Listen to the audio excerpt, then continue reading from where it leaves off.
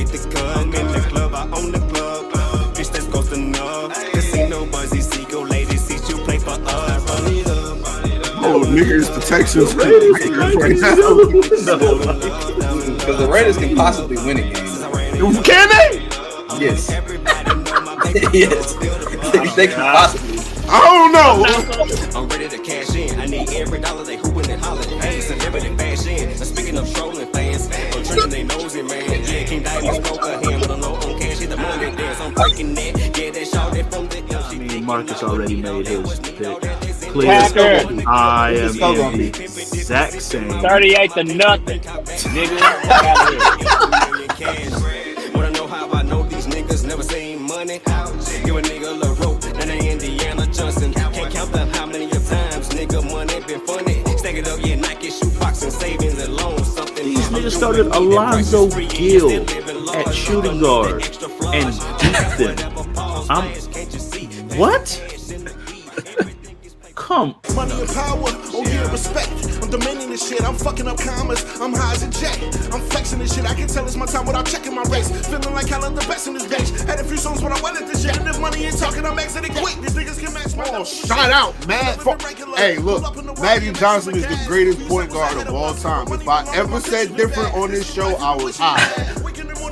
Bag and I keeping it running like Michelin Man. These niggas is crazy. They thinking that I ain't been on my shit lately. Go try to play me. I'm turning to ghost. I'm calling them Swayze. So shit just amaze me. Believing these rappers when niggas is flaky. Respect it greatly. Show up in your hood and moving it safely. And tell you to run it up. My karma is beautiful. Please don't fuck it up. For those who ain't heard of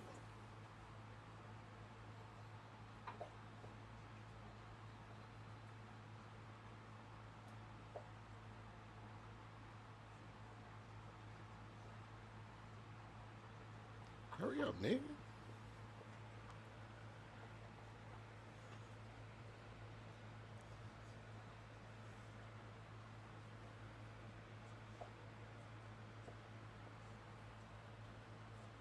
Uh-oh, he up to something.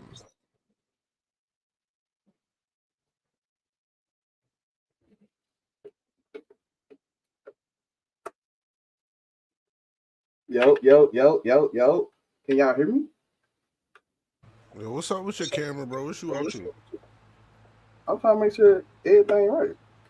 You ain't a mute nobody. We just over here dead air. We live, bro. You tripping already? You out here, man. I know it had been a minute, but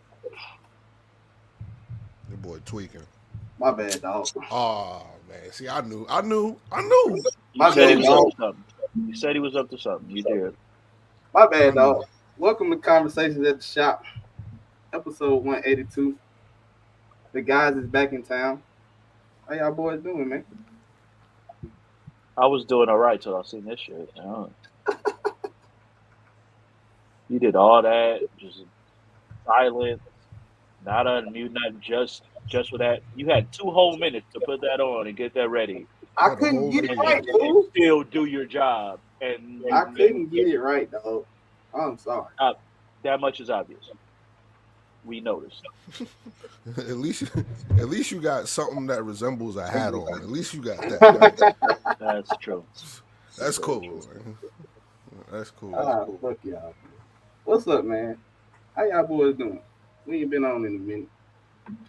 We ain't been live in a minute. Let's say that. How y'all boys doing? We ain't been on. Don't lie to the people. We ain't had nothing recorded. We been chilling. What up, Joe? Okay. It took me a second. Joe, whatever you trying to put on, I got plenty of Packers fans in my life already, and so whatever you trying to put on this game, it's whatever. Oh, that's what the hate query is for. That's what it took me a second. I had to think of what his team was. That's what it is. Yeah, it's whatever. I'm not. You'll have to constantly remind me that the Packers are in the playoffs. Yeah. They are in the playoffs. That's crazy. Who's not in the playoffs? Who? Malik, question. The Jets not in the playoffs? Who took last place in the AFC South this year? AFC South? Who took last place in the AFC South this year? Oh, that would be the You Titans. remind me. Did anybody here say before the season that Tennessee Titans were going to take last place in the AFC South? 12-5. It's one of our highest gross clips on the show in all time. 12-5. Ah, I'm just throwing it out there. The talk is crazy, but it's okay. Man said 12-5. I told him, said y'all gonna be dead last in the AFC South, and here y'all are, dead last in the AFC South. Corey, you're going off topic. You know that? Oh, now you want to stick to the rundown. Right. Going off topic. That was Now you want to stick. Yeah, actually, you know what? Stick to the rundown. Go ahead. Yeah, I like our first topic of the show for today is what, Jarrod? Go ahead and tell the people. I would appreciate it. First topic of the show today. Let me take my mask off. Because y'all, it's true. First topic of the show today. We have our annual football predictions for conversations at the show. I won last season. I'm sorry. I did not repeat this year like the Nuggets will repeat in the NFL in the NBA title this year. No, you didn't. No. Like I told you, you wouldn't. Malik actually won this year, guys. Mm-hmm, yep. League smokers. It wasn't even close. It wasn't close at all. All year long, it was not close. Smokers. No. I don't care that he smoked this. But I will give you guys the standings for this year. Malik went 174-98. Record still trash. And tied for second place. The Jets got at least 12 of those losses on there for me. 165-107. I was actually down a game. You said what? Huh? I said the Jets gave me at least. You said what? I said the Jets gave me at least 8 or 9 of those losses.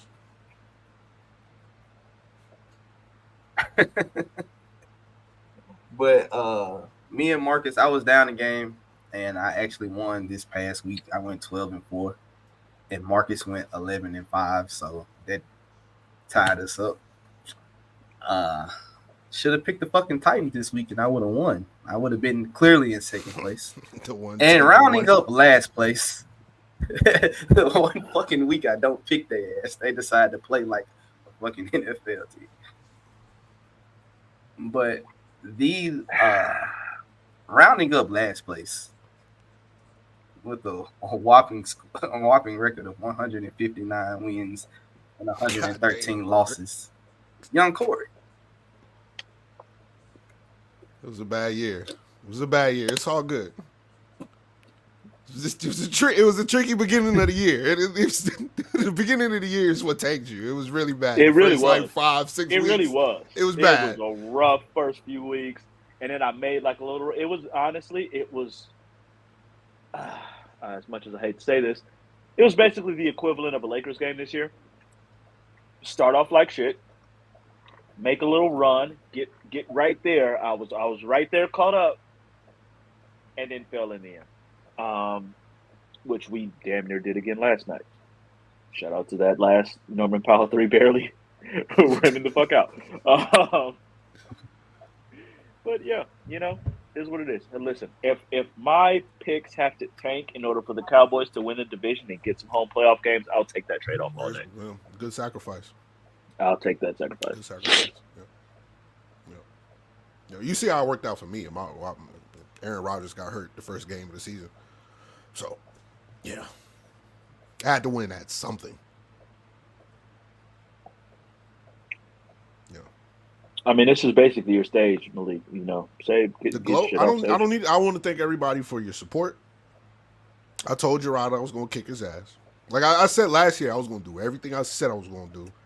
And I did that. And kicking Jarrod's ass in picks because of his ego was top of the list. Got it done. 2024, we up. That's what I got to say. That's it. I hope I have y'all know, by the way, that for like the last 5-6 weeks, I didn't even make any picks. He really did. I copied their picks. That's how much I was ahead. I was just like, you know what, Marcus, I got you this week. He was up like 15 games, bro. 16. He was literally just choosing one of us, one of our. No. And just going with two of you.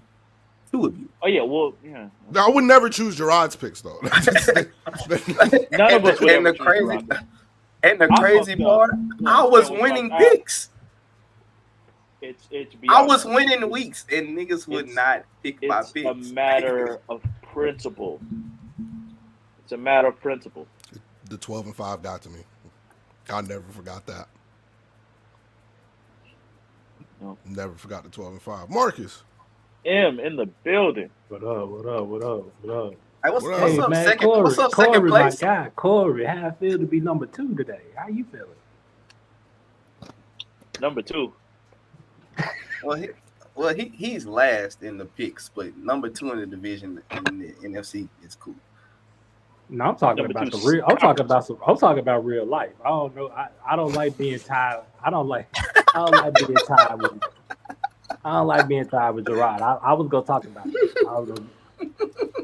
I've been meaning to talk to you about that. I don't like being tied with you. I don't like that. Yo, I gave him an out. Yo, for real. I said, yo, y'all niggas make like picks for the playoffs. To like, and that's exactly what I was gonna say. We gotta break this tie. I don't like that.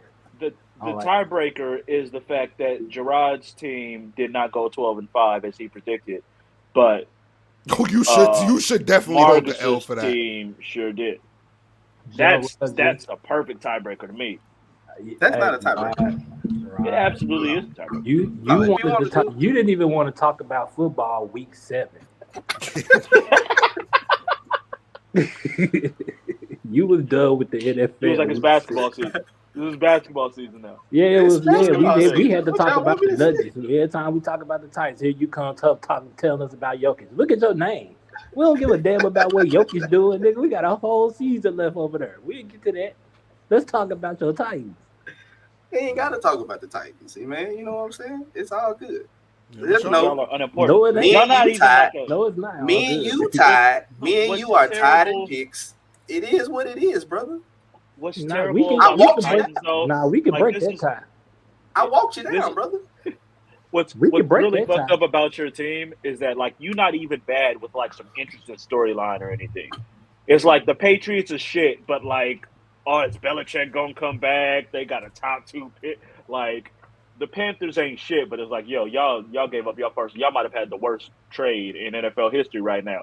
What are the Titans' story? Y'all ain't shit, but you know what the Titans storyline is? You're just not shit. You go out and win a meaningless game in Miami and decide you're not going to get a top 4 pick.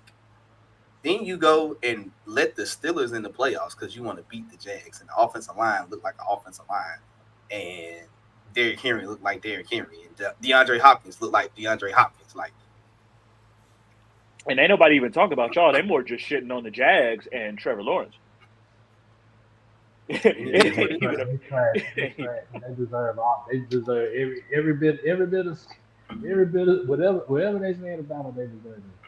They sure do, because all I heard, like I was having a whole lot of arguments and discussions with people who was insisting to me that Trevor Lawrence was clearly better than one Rain Dakota Prescott, and I ain't hearing none of that shit no more. That's all. Everybody had Trevor Lawrence top 5. Trevor this clear. Ain't this nickname the Prince or some shit? They went under 500 on American soil. Just remind that. They went 9-8, but they went 2-0 overseas. You're under 500. That's a good stat. I like that one. That was a good one. I like that one. What are we doing? It's a damn shame. Houston actively Houston wasn't supposed to be shit. Then they're like fucking savior of a quarterback gets hurt, misses a couple games, and they still win the division?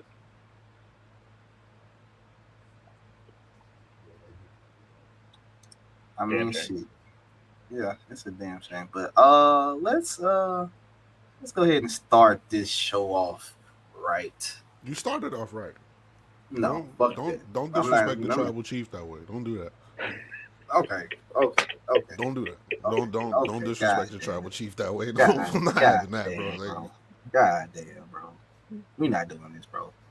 Yo, go ahead. I'll let you continue with the show. I'm just saying we started it off correctly.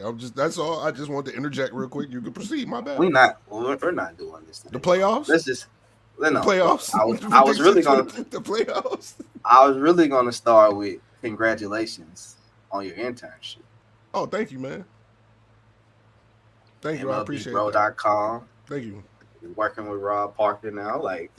Yes, sir. Thank you. Thank you. I appreciate that. Everybody go to MLBBro.com, man. We cover black, brown baseball players, man. There's not a lot of us. I think there's only 6% of them in the American League right now. I don't have a long list of people to cover, which was very shocking when I found that out. But yeah, man, come and support us, man. We partnering with MLB.com. So things are going to be on the up and up. You know what I'm saying? It's a great opportunity for me. Everybody on the show know how hard I've been trying to work to get my way into the industry, and I finally got there, man. You know what I'm saying? I never thought I would be able to write. That's not something that I saw in my future. But hey, man, to God be the glory. I appreciate everybody on the show for their support, man. You guys have pushed me to get to this far. You guys seen my articles and everything like that. I've sent Corey at least 8 of them. So I'm saying, I might have talked about the ledge night one. Yeah, he had to. He had to. Hey, yeah, yo, if y'all knew how hungry I am, look, Corey had to be like, hey, calm that down, though. Like, let's not do that. But nah, man, it's a great opportunity, man. I appreciate that, man, for real. Let's get to the top this year. Foot on next this year, for sure. Oh, no, I got y'all. It's the people, you know what I'm saying? Foot on next, though. Like, yeah, you already know what it is, but nah, I got everybody that supported me. I got y'all. Trust me. Trust me. I got y'all for sure. Here. Yeah, no, I thought about it, but I can't. I can't. If I leave him behind, then you know what I'm saying. That wouldn't be humanitarian for the rest of the world. So I got to bring it with me. You know what I'm saying. Got to bring it with me just to save everybody else. Call it charity work. You know, write it off on your taxes. He can still be the pinata while you bring him along. Yeah. But that's my guy, though, man. That's my guy. I never leave Jarrod behind, man. But yeah, back to the show. Playoff predictions, man. Let's start off with this. Are the Eagles frauds? Look fraudulent. They've been looking fraudulent the past 7 weeks. The crazy thing is it started before the losing streak. Like they won. It was a couple games they won. They shouldn't have won, including us, including the game that we lost. Yeah, shouldn't have lost that game. It was a few games that they won that they shouldn't have won. So they might be fraudulent, bro. They started off 10-1 and now they won one game. Yeah, 1-5 or not. Yeah, 1-5 to close. And now you're going to get Tampa Bay. They look better than y'all, and they got a home game. And Jalen Hurts, bro. What he break? Dislocated his finger or some shit? Yeah, he hurt. You got AJ Brown hurt. That's huge. The funny thing is, like, coming into the season, it felt like the Eagles had to take some kind of step back. You lost both your coordinators. You don't lose both coordinators and not take a step back. You set the record for sacks in a season. There's no way you're going to match that again. It has to come back some. But they kept winning games that everyone watching is going, how the fuck do y'all keep winning these games? Mm-hmm. So it just felt like a matter of time. And then that time really came, and then the wheels just fell off. That Cardinals game was a bit like, I was hopeful that the Cardinals could beat them, but to watch Arizona like just go down the field effortlessly, time after time, like that. Did they punt? I don't think they punted that game. I don't think so in the second half. At least, definitely not in the second half. Like to see I don't give a fuck who on your team is playing. For the Giants to go up 24-0 on you,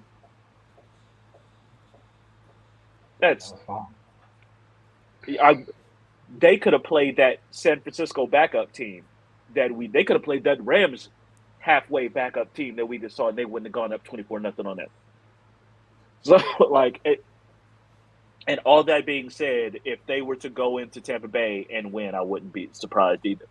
Like that is the state of this NFL, is that you've got San Francisco in the NFC that is the clear top team. You've got Baltimore in the AFC that is the clear top team, and everyone else is a fucking crapshoot. I said that earlier in the group chat, actually. I said that about the AFC. I didn't say that about the NFC. I think the AFC is more of a crapshoot than the NFC. I think all of it is. Yeah, I mean, the way you explain it, yeah. Yeah, but I'm giving San Francisco, and I'm just talking about getting to the Super Bowl. Like, you know what I'm saying? Like, yeah. I think the AFC is a little bit more of a crapshoot just because we don't know what Lamar is going to look like in the playoffs. That's my only wild card when it comes to that. Fair. So, you know what I'm saying? And then you get Buffalo in there. Now you got the Steelers in there. The AFC picture in the playoff side looks a lot more interesting. My bad. I didn't mean to interrupt you. No, but it's true. Like, you say, who's the second best team in the AFC? It might be Cleveland. And they're like 12th quarterback this year. Like, shout out to Joe Flacco, man, for real. But yeah. Like, I don't trust Buffalo. Buffalo should have smoked Miami last night. Miami they missing their second best receiver. They missing all their defense. Damn near any defender that's worth shit outside of, I think, Ramsey's still healthy. Like, you should have smoked them. How do you Josh only Allen have 7 points? 3 picks. Right. How was that the same team that smoked Dallas 3 weeks ago? It's complete. I have no clue. Buffalo could make the Super Bowl. Buffalo could lose to. They're playing Pittsburgh. The Steelers at home. Literally both of those things could happen. They could absolutely make the Super Bowl, and they could lose 12-9 to fucking Pittsburgh. Yep. Like, both of these things are possible. It's absolutely. I hate them. Miami, I don't trust at all. Their only win against a winning team was against us in a game that we blew. Tyreek's still hurt too, by the way. He's still hurt. Tyreek's hurt. Waddle's hurt. That nigga could have backed with this. Like, I don't trust them. I don't trust none of that. Kansas City hasn't looked. Kansas City's looked like shit all year. Houston, no one's trusting Houston. Like Cleveland, you would think, but then if you're trusting Cleveland, you are literally trusting Joe Flacco to come up and like. Hey, if there's one quarterback that's more seasoned than any other quarterbacks you gonna see, is Joe Flacco. Nigga, it ain't like he ain't won no Super Bowl. He's It ain't like he ain't won no Super Bowl. He's 39. He fresh off the bench. He's by far the most experienced quarterback that there is. And if you get in the playoffs, bro, all you need is a little bit of a run game and some defense. One thing Cleveland got is some defense. I don't know if they can run the ball. I don't know about that. But they got some defense. They can stop the second most, bro. It's not gonna take nothing but for Joe to go down and score a couple of times. Now, when you looking up at the fourth quarter, you down and you done lost to the 43-year-old man off the couch. Because the thing with Flacco is he's also going to give you a couple picks too. Because he's just going to air it out. Yeah, when in doubt, he's just throwing the ball down the field and praying for the best. Somebody and it works. Because Amari, right. It was like 2 out of 7 times he's going to get a pass interference penalty off of that shit too. Like it works for them. Hey, who the? I wouldn't be shocked if they suddenly gave fucking Baltimore a game in the second round. Him beating Baltimore in the second round would be crazy. Division rivals, bro. You know them division games. They nothing. It's a playoff. The scripts are already lining up throughout the playoffs. Definitely NFC. We can touch on some of them games right now. Saturday. Wait, hold on. Do you feel like the Eagles is frauds? You're not gonna give your opinion? What? Yeah, I was trying to skip out on the real shit. You know what? Do I feel like the Eagles are frauds? Yes. And do I care? No. You know why? You just salty. Because AJ is there tearing up the locker room as we speak. It is very, very poetic justice. What about That's what you guys get. Poetic justice, like he did something wrong. He did. He left. Y'all the fuck ups. He just a scorn fan. He did something wrong. He said he did. He left. The poetic justice one is wild. I just said in the group chat, hey, I guess it's a good trade because it looked like he over there tearing up the locker room. According to reports, I don't know if they true or not, but he's been in. You see it on the field. He's been in the constant. His production has been down for this whole little slide that they've been on. So it wouldn't surprise me. You know why receivers don't like their numbers to slide and to be moved. Yeah. I don't know if like a month-long stretch where it was like AJ Brown might be the best receiver in the league right now. Like there was like a month stretch where it was like, yo, he might be, and then he just fell off. He fell off the face of the earth. Now everybody looking at CD now. Because CD said, look, coach, respectfully, give me the fucking ball. And they said, okay. And they figured that shit out. Really ain't got one right now. I mean, I don't know if they frauds, man. I mean, they started out the season 10-1. I mean, Shannon Sharp made a good point that hey, they winning these games, but you still not addressing the problems that you have, and so you winning, but it's going to come to bite you, which it did. I mean, you the first team in NFL history to go 10-1 and not win 12 games. Like that's nasty. You know what I'm saying? Like, and you don't want to go into the playoffs sliding like this.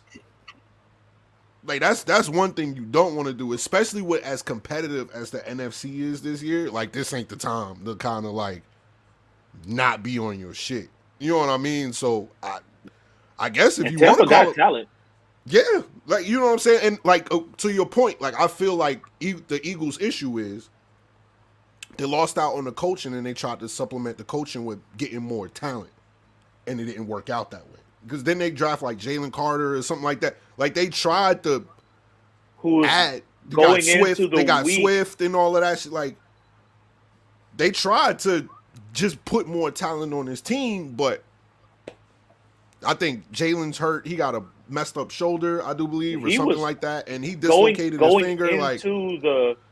Going into the last week, he was up. He was like the betting favorite for Defensive Rookie of the Year. So it's not like they missed.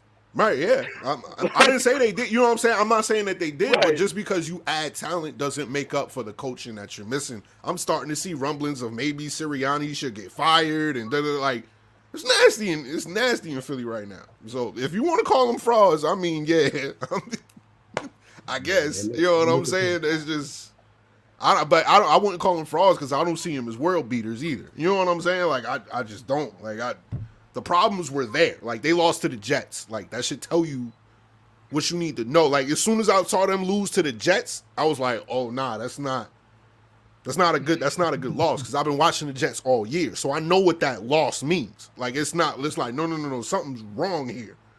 So, that's where they at. Damn, I'm sorry, Jets Nation. I'm sorry, but I got it. Yeah, you would not know that this nigga is a Jets fan the way he I'm sorry.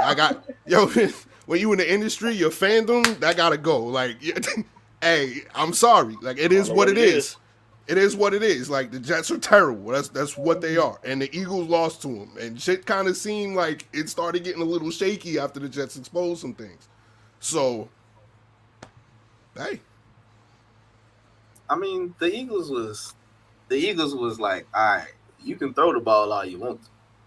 Oh, their secondary is trash. So the secondary is ass. They've been ass all year. And it should not be. Bradbury and Slade, and then you traded for Bayard, you should not be this bad. CD had his way with you. And that's just one. I was going to say, one of them. I'm kind of curious. Don't they got like Matt Patricia as defensive coordinator? Yeah, whoever you're saying like someone should be fired. Whoever hired Matt Patricia should be fired. I'm saying you got Matt Patricia as a defensive coordinator. We just saw. I don't care that he was coaching the wrong side of the ball. I don't care. You still coaching. Like you still got to be held accountable for that. When they switching like roles every week or something. Yeah, like you still part of that. Like I don't care about none of that, man. No. You and whoever else is a part of that revolving door, all y'all niggas need to be fired. Yeah, it's all bad. Oh man. Maybe Nick Sirianni need to go. This is kind of like how are we gonna bounce back from this coming in next year? We ain't even got to go into the playoffs. You got to give them at least one more year, unless they if they slide like this and then go and then lose to Tampa, bro. Oh nah, if they lose, that's something to think about. You can't just slide by that. They can go in there and lose to Tampa, bro. You gotta at least think about it. Hey, bro, because that's a nasty slide. It depends. It depends. To me, it depends on what side of the ball struggle. Because if Baker go in there and they light it up, Patricia gotta be gone. You can't keep. No, there's no way. There's no way. Y'all know. I think I picked the Bucs to win the division this year. I got mad respect for Baker. I'm happy that he's balling out to what we've seen from him these past couple of years. Happy for him. But the Eagles, if he come in there, he smoke y'all. Nah, Patricia gotta go. I'm sorry. I mean, he ain't gonna throw Mike Evans and Chris Godwin down the field. What else you gonna do? Nothing. That's all you need. Fucking Mike Evans. It's Mike. Like this the 1,000 yards. Seriously, it's Mike Evans. You get 1,000 yards in sleep. That's it. Like literally every single season of his career. 10 straight years. 1,000 yards. That's ridiculous. It's ridiculous. That's ridiculous. So, the first game of the weekend, we got the Browns and the Texans. The Texans ever made the Texans playoffs and not been the first game on that Saturday afternoon? No, that game they're cursed. They're cursed on that weekend. I hope the quarterback, no matter who's leading the organization, they come on first on Saturday for sure. Who you got? All right, Marcus. All right, hold on. Oh, I gotta go first. No. Y'all doing the tiebreaker. Y'all doing this tiebreaker. I'm gonna ask you if we can predict this weekend, and whoever win the weekend is second place. That's weird. I ain't got no dog in this fight. I'm not picking. That's fair. I ain't got to do it. That's between y'all losers. I don't care. Yep. The loser right there. Y'all losers. I don't care. Hey, everybody's a loser to me. I don't know. I'm at the top of that. Well, Malik is first place. I mean, he could have got walked down. He's so lucky he had a couple games left. He could have got walked down too, but. Oh, that got close. It definitely got close. But wait though. It only got close because I was bullshitting. Because the 1 week I decided to pick, I won that week. So whatever. Whatever. I'm lucky I won that week too because that was gonna be my point. That was just luck there. That's why I could get my point off real quick. But nah. All right. So Texans at the house. Browns clinched 3 weeks ago. Who y'all got? This one tough. This is a very most of these games are pretty tough to call. Mm-hmm. They're ugly, bro. Because conventional wisdom says the Browns should win this game. Their defense is really good. They can run the ball against a rookie quarterback. They've been the better team. But in doing that, you're asking me to pick Joe Flacco over C.J. Stroud, and I'm having a very, very difficult time. Yeah, I feel that. Yeah, that's my point. Yeah, I feel that. That's a tough decision. I feel that. I feel that. Either way you pick, you could look so stupid depending on what happens. I am going to go with Houston solely for belief in DeMeco Ryan's ability to figure some shit out and C.J. Stroud to come through. It reminds me very much of, if y'all remember the Colts when they made the playoffs, Andrew Luck's rookie year. And it was like, oh, the Chiefs ran up on it. It was like, oh, well, this shit. And then the amazing rookie quarterback just figures some shit out and just starts slinging that shit. I could see C.J. Stroud like all of a sudden just going on. He comes through when it matters. He did it again on Saturday. Like, that game was fucking. I'm gonna go Houston. I don't feel great about it, but I'm going to go Houston because I just cannot bring myself to pick Joe Flacco off the couch a month ago in a road playoff game. I can't do it. I can't. I can. Can I go next? And I'm gonna do it. Go ahead, Marcus. Go ahead, Marcus. Yeah. I'm gonna pick Joe Flacco. I'm gonna pick Joe Flacco simply because the Cleveland defense, I know they had their few games where they struggled, but they've been pretty solid all year. And this is the playoffs. And TJ with no experience versus that defense could be a nasty game. And I don't see the run game for both teams. It's kind of nasty if you look at it, but it's really nasty for Houston. And Houston is going to need that. I don't think Cleveland is just going to let CJ just sit back and sling that ball all day without some tip passes or maybe a couple of turnovers. I got Cleveland winning in a close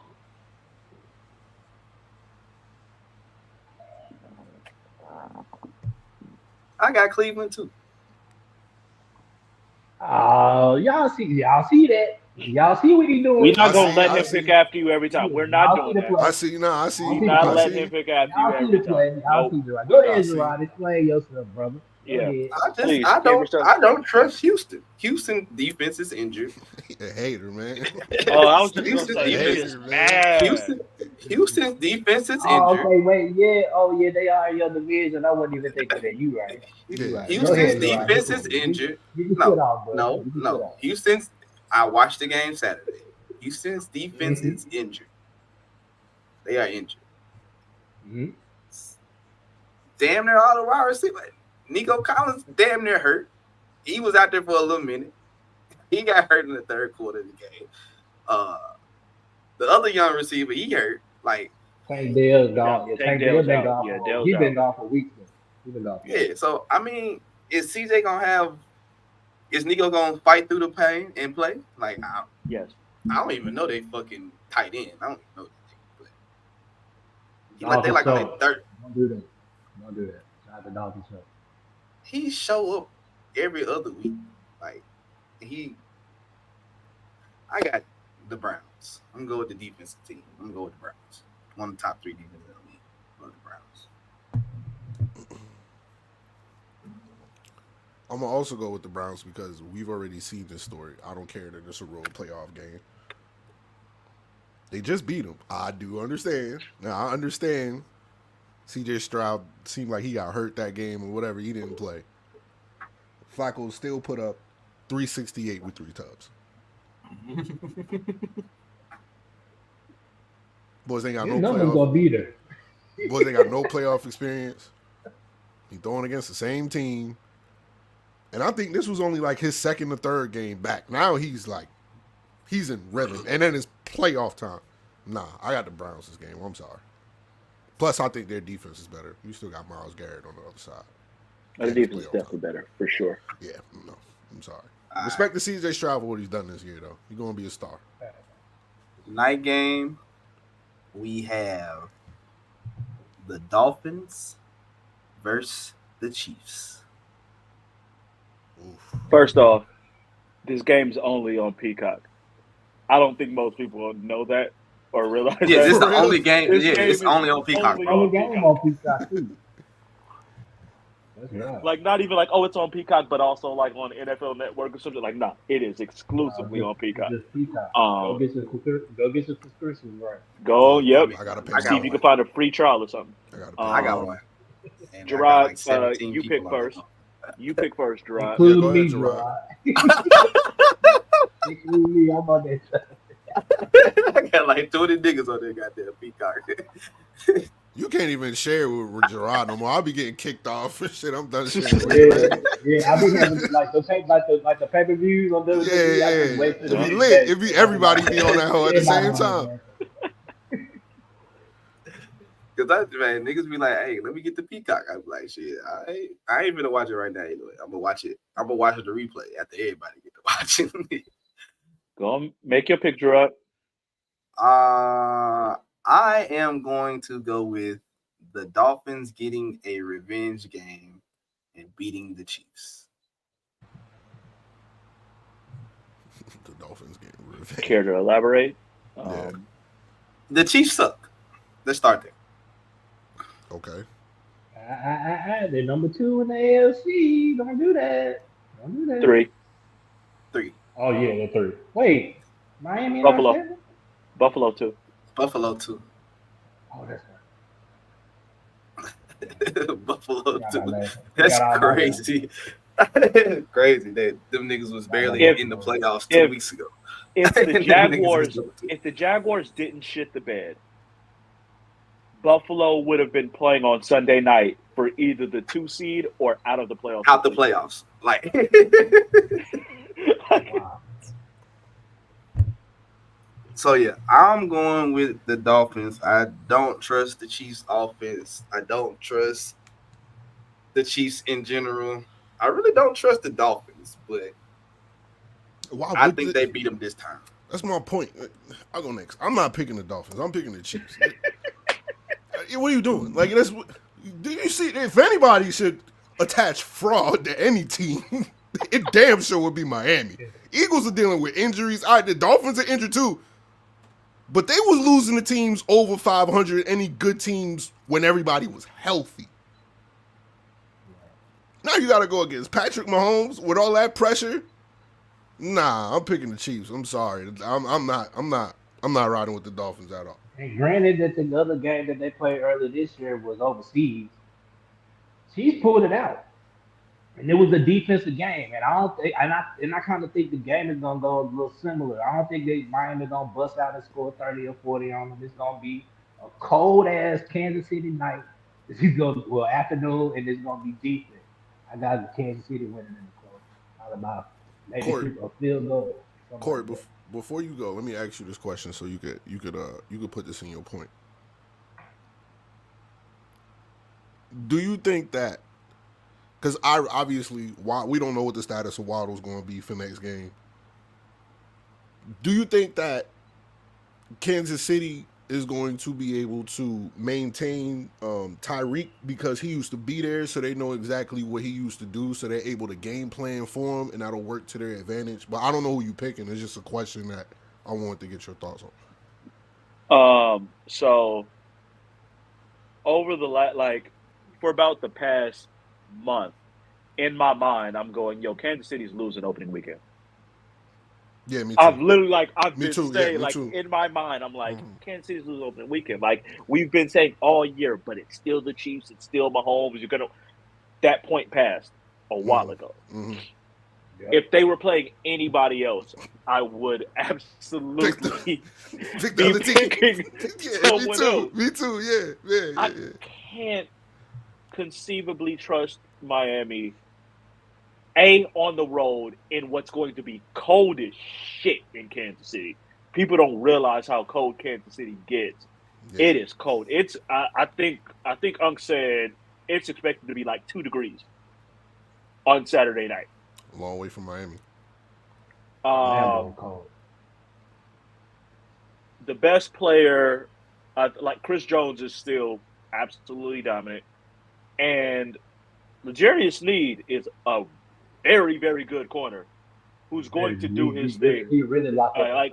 He matches up very well. And McDuffie not bad on the other side. So as I'm looking now, and again, it was overseas. Tyreek only had 62 yards in that game against Kansas City. It was one of his 4 lowest. I think his 4th lowest output of the season. What week was it? This was in week 8. Looks like 9 or 10. 9 or 10. Oh, okay. So they were still in there like in their stride like around that time. Yeah. I just as much as I don't trust Kansas City, I trust Miami even less. That's what it comes down to. Like I said, I fully expected to not pick. If it was Kansas City versus Cleveland, if it was Kansas City versus Pittsburgh, I'd be like, and maybe the TJ Watt's out now. But if TJ Watt was healthy, I probably would have taken Pittsburgh. Who's actually looked decent. Somehow Mason Rudolph apparently was the best quarterback on their roster, and he started off as third string. I don't know how the fuck that happened, but apparently it did. I remember Tomlin refusing to play him when they asked about him too. That's the wild shit. Is that 1 week they asked Tomlin, is Mason Rudolph? Nah, he's third string. We're good. And Mason Rudolph with good reason, because he had been trashed. I mean, I get it, but I mean, hey. But no, I got Kansas City. I agree. I think it'll still be pretty low scoring, but something like a 24-20, something like that. Like that's what I expect. I'm edging Kansas City because even though I don't think either offense is going to be crazy good, I trust KC's defense more than I trust Miami's defense. That makes sense. I get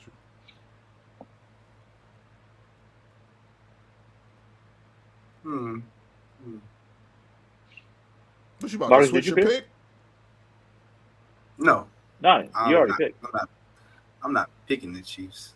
Fuck them. Hey. Yo, you just mad this playoffs. Jesus Christ. Yo, nobody's had a worse season than me. And right? You up here wilding like, yo, come on, man, relax. You were really bitter. That's crazy. It's all good, man. You know, it's all good. We tried to talk you out of that 12-5 thing too. We really did. Hey, this has nothing to do with the Tennessee Titans. Football season is over with for me. I'm just, doing my due diligence. I am doing my due diligence because we have a sports podcast. Football season was over for me week 5. It was. It was over when you said I was gonna be 12-5. It was over. I knew it was over. It wasn't over yet. Yo, it's crazy because you put on a good face for the show because it was over week 5 in the chat. It wasn't over week 5 on the show. You held it down like you held it down over here. Yeah, I hold it down for him all the time, but I knew when I seen the product on the field, and I was like, nah, this offensive line trash. Posting that clip tomorrow. I'm putting these together. I got you. It's all good. If you can find it, I'm gonna delete that motherfucker. No. That's one of them clips that I have saved. So thank you. Thank you. No clips, no like that. Oh, I got them saved. I need that for for later for ammunition just in case. Facts, Jordan. Like me. I was done in week. I don't care about his bitterness. I've been bitter all year. I don't care about his bitterness. I don't. It doesn't mean anything to me. Nobody suffered worse than me. I was on the show. You weren't even here. I was on the show. Yeah. Heartbroken. Like looking at this, like you talk about somebody trying to hold it down. Me. Like what you mean? You salty? I don't want to hear it. I don't. I don't. And then I had to deal with this asshole talking about he gonna come back and all that. Look, man, nobody's been through any more emotional warfare than the Jets fan this year. I'm sorry. Flush the BS, bro. Flush it. Yeah, whatever. I don't want to hear that. You better be on that field next year. That's all I know. Hey, offensive coordinator got to stay. You better play all 17. All 17. All 17.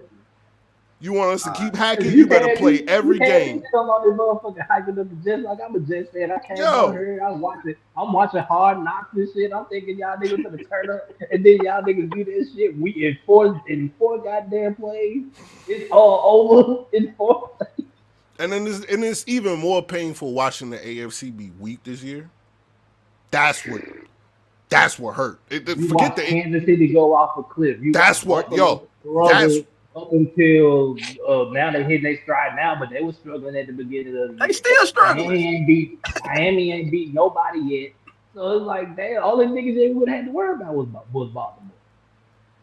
We didn't have to worry about Buffalo. We beat them. The Patriots or you see what they are. They about to get rid of Belichick. Like, yo, like this was the year. And then yo, I don't even want to talk about it no more. Get to today's game. Hey man, these script writers for the playoffs is amazing.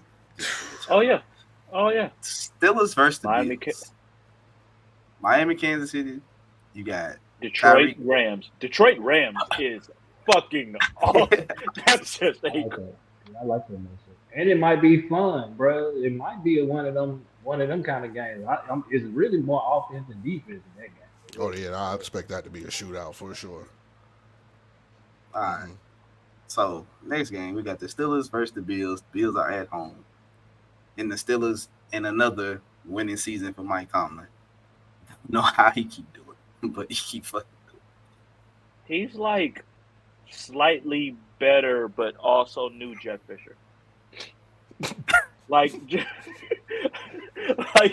Fisher. Did you call this man the Black Jeff Fisher? Yeah, I can't call him Jeff Fisher, man. That's a little wild. Not quite. He's a little better because he did get a Super Bowl. Yo, nah, still. Hey. Every year, Jeff Fisher was I just heard Black Jeff Fisher. Who are we talking about? He called Mike Tomlin that. He's bugging. He's bugging. I can't ride with you on that one. That's why. When's the last time the Steelers have been actual contenders? Just record-wise, I give it to you. Record-wise, I can give it to you. Winning records. They get winning records. When's the last time we thought the Steelers were a legit title contender? That's what I said. That's what I'm saying. I understand. Yes, he's better because he's got the ring. That was a Jarrod take. Got the ring. That was a Jarrod take. That was. I don't know if it was that bad. I get his point. Jarrod would have said that. He would have called him he would have been disrespectful like that. And I didn't say the Black Jeff Fisher. I didn't say the Black. Jarrod said slightly better. I said he's a slightly better. But he Jeff Fisher. He's like a half. The Steelers have been between 7 to 10 losses every year for like 7 straight years. It's never like the Steelers. He doesn't have a losing season, so he doesn't have 10 losses. He's 9 losses. I thought that was a decent ninja. What is going on right now, dog? What is this? When is the last time the Steelers have been a contender? It might have been a while, but the Black Jeff Fisher is crazy.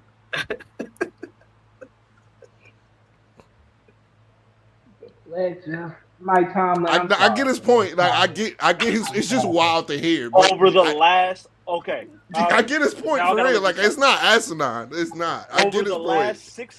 Over the last 6 years, 10-7, 9-8, 9-7-1. One good year of 12-4, and they lost in the wild card that year. 8-8, 9-6-1.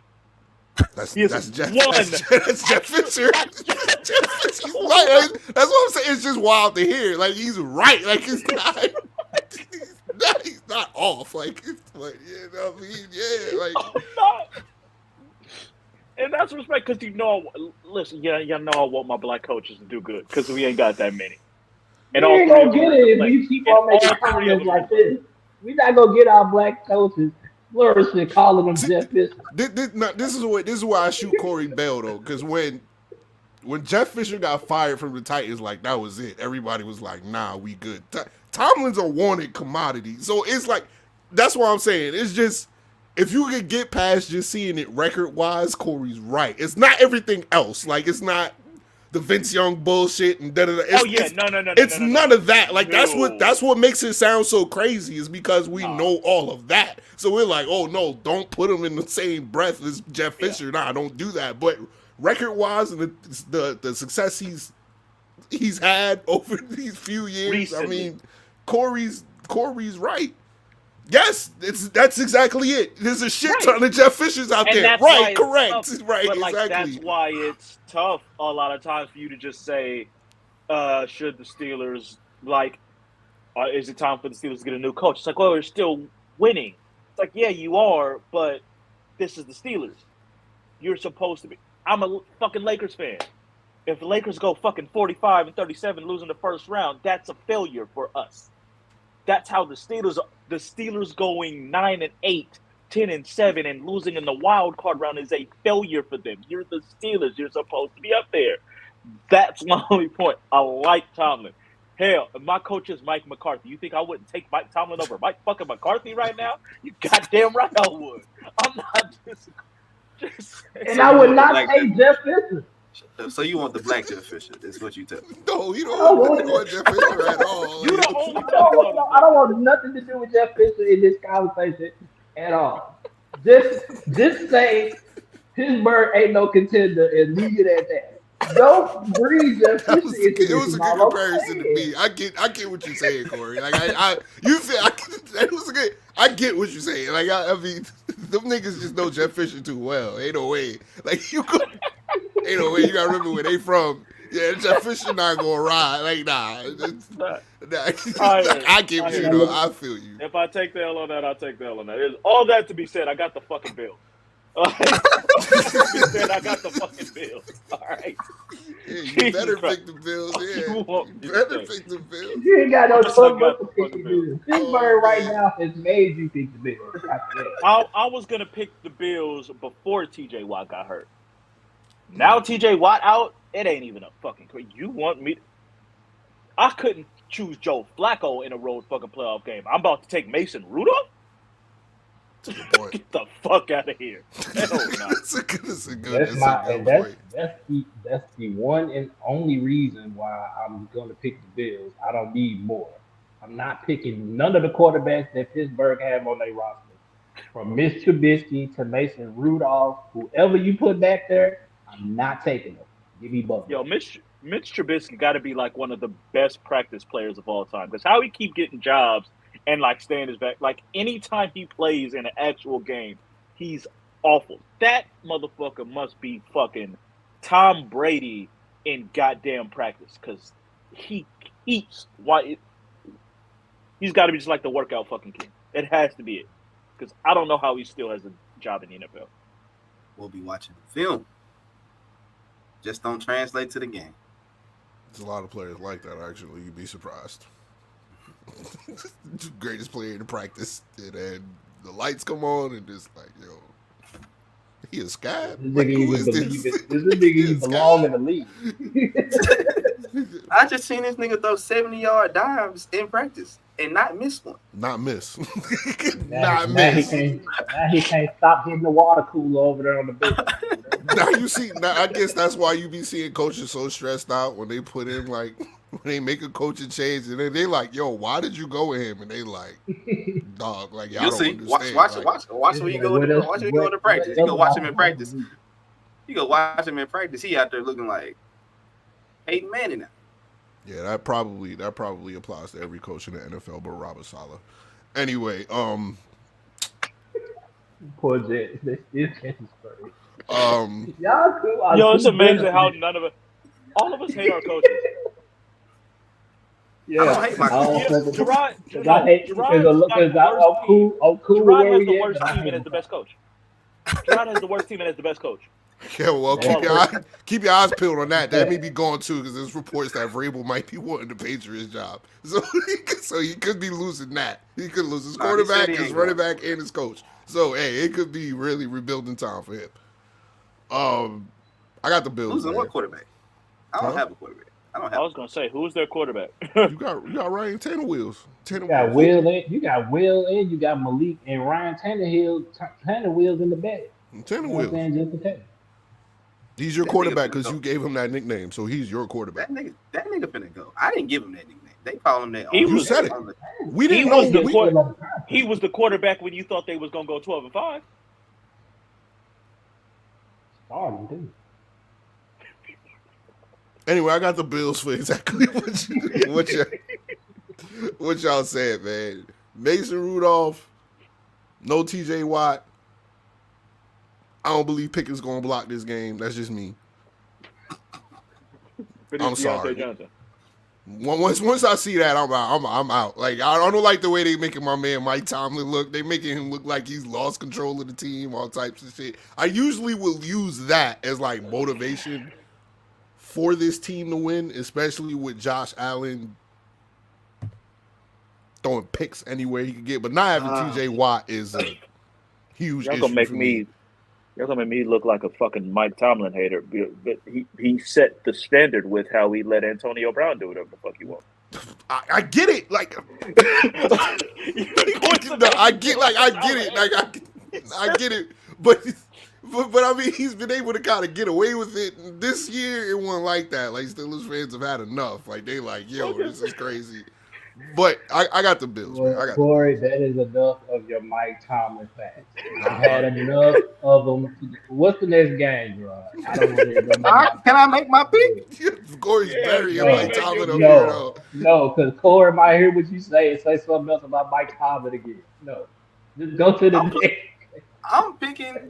I am picking the Steelers. Oh, so the you Black want Jeff Fisher. You the Black Jeff Fisher. The Black Jeff Fisher is gonna pull it out. The Steelers will win by it's gonna be 20-17. Can you tell me Josh why? Allen is throwing 2 picks and a fumble. I'm telling you right now. 2 picks and a fumble. This nigga making confetti trouble. You know, he on his iPhone, fool. You know that new update on the iPhone. You know, yo, that's hard though. Nah, that's hard. I like that. That's hard. That's hard. Nah, that's hard. I like that. You know the new update on the iPhone, you can do that shit. You know. That's hard. Yo, I'm watching the playoffs this weekend. Don't ask me to do nothing. Nobody. I'm sorry. It ain't happening. What CTV? You just gave me the second. My second. You just gave me the second spot. So I just appreciate it. Go ahead and bring it. When the Steelers win, I want you to just call my phone and just say, y'all got other games to pick. Move on. Great job. I just want to say great job. He know his bullshit. That's why he talking about this game. And I'm gonna call your phone too. I'm gonna call that nigga. Yeah, don't put that in the group chat. Call him. That's what I used to do. I just call him. Yeah, just call him. Jarrod know I call him, man. I was calling that nigga the whole NBA final, the whole playoffs. I called Jarrod. I ain't put nothing in the group chat. Hey, yo. Yeah. Mm-hmm. All right, next game. Sunday. Early Sunday. We already on Sunday. Yeah. You know what? You know what's going on. The first game, right down the street from a job. I'll be there. Second game. This is the first game on Sunday. No, this is the Steelers. Oh, they play Sunday. My bad, y'all. Second game on Sunday. We got the Cowboys versus the Packers. Jordan Love versus Dak Prescott. The Packers, the Cowboy Killers in Jerry World. What are you guys picking? I'll let them go first. They're the Cowboys fans. You know who they picking, bro. You know. Goddamn right. But let them get their shit off. That's what I'm saying. Just let them get their shit off.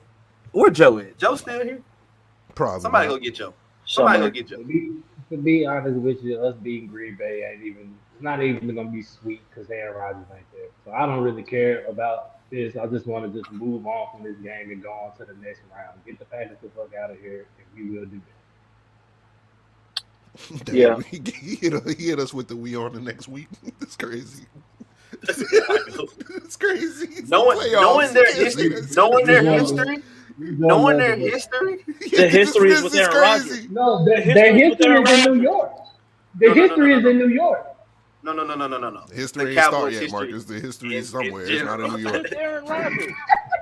It's with y'all, period. It start yet. Well, hold on. It's with y'all, period. It's a missed field goal here. It's a time clock here. It's don't matter without Aaron Rodgers. No, is nothing. It's two games. It is the game in which we were robbed when Des Bryant caught the fucking ball. Who was the quarterback in that game, Jarrod? Who's Green Bay quarterback? Okay, they're going for it. And it was the game in which Aaron Rodgers threw a pass that maybe 3 other quarterbacks in the history of the fucking league could throw. Who else can roll out to the left, throwing it across his body on a dime 30 yards down the field on a fucking sideline? Can we stop talking? Can you make your point? Can we stop with the Aaron Rodgers successful stories from me real quick? Can we stop? Like, the thank point you. is, our struggles in history is against Aaron Rodgers. That's why y'all beat our ass since week 2, huh? It's Sorry, Jordan. We was really with him. We was so ready for that. That's why, huh? Yeah. It wasn't about that. It really was for Aaron. That game circled on the calendar, huh? Yeah. Okay. All right, bet. Yes. Bet. I don't think the Packers can do anything. The only way the Packers can beat us is if they just run the shit out of the ball. That's their hope, because that is where we are weaker, is run the ball right down the middle. That's why we can't beat fucking San Francisco, because they just run the ball on us ad nauseum. I don't think Green Bay can do that. I think we're going to get them behind. We're going to put them behind the sticks, and if you give us automatic passing downs, we got 8 pass rushers on the fucking team that can go get the quarterback. I think we win this game. Now, as a Cowboys fan, I'm conditioned to be extremely nervous before any playoff game. That is just the history that my team has brought towards me. I'm not worried about it. But our struggles have been usually in the divisional round. We are usually okay in the wild card round. We're going to win this game by 2 scores. Don't make me look bad. I'm picking the Cowboys. Fuck. Jinx.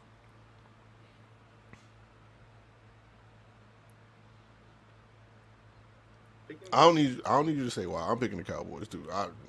It's no reason. Y'all got the better. Y'all better win. Y'all better. This is the crazy shit. But y'all better win. If y'all don't win, it's gonna be DEFCON whatever. It's gonna be heads will roll. If y'all don't win, oh my God, like, oof, y'all better win this game. So I think it'll be close because of that. But that's just me. That's just me personally.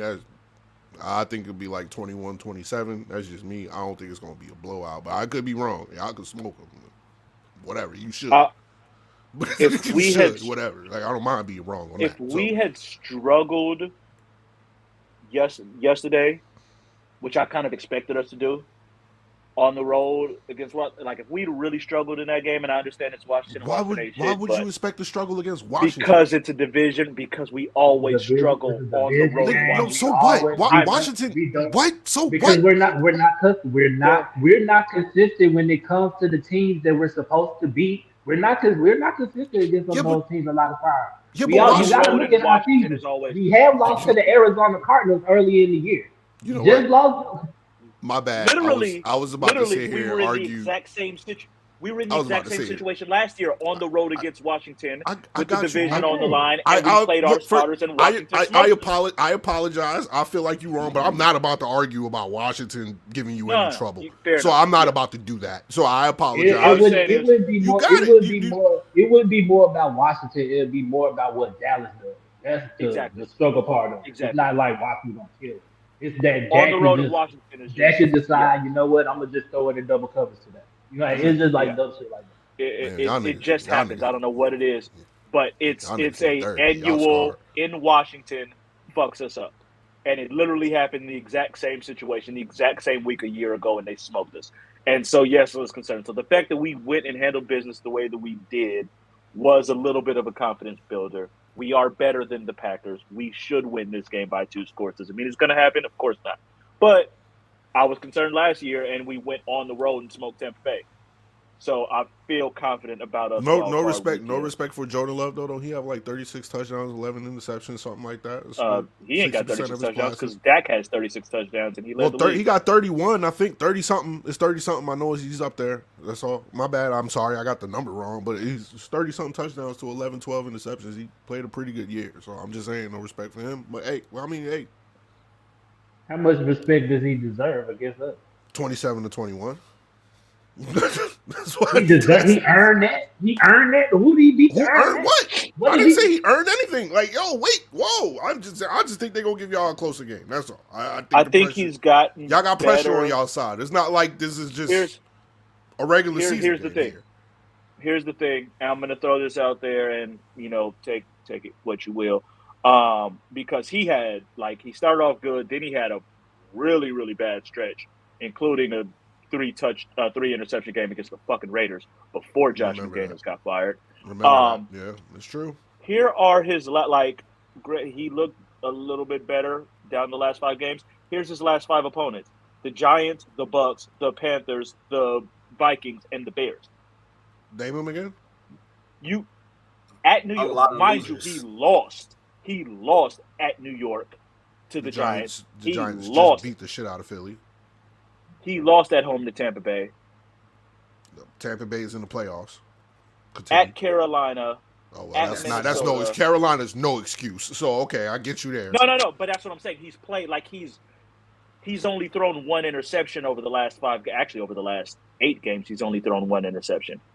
But he's only played 2 teams worth of shit, and that was Kansas City and Detroit.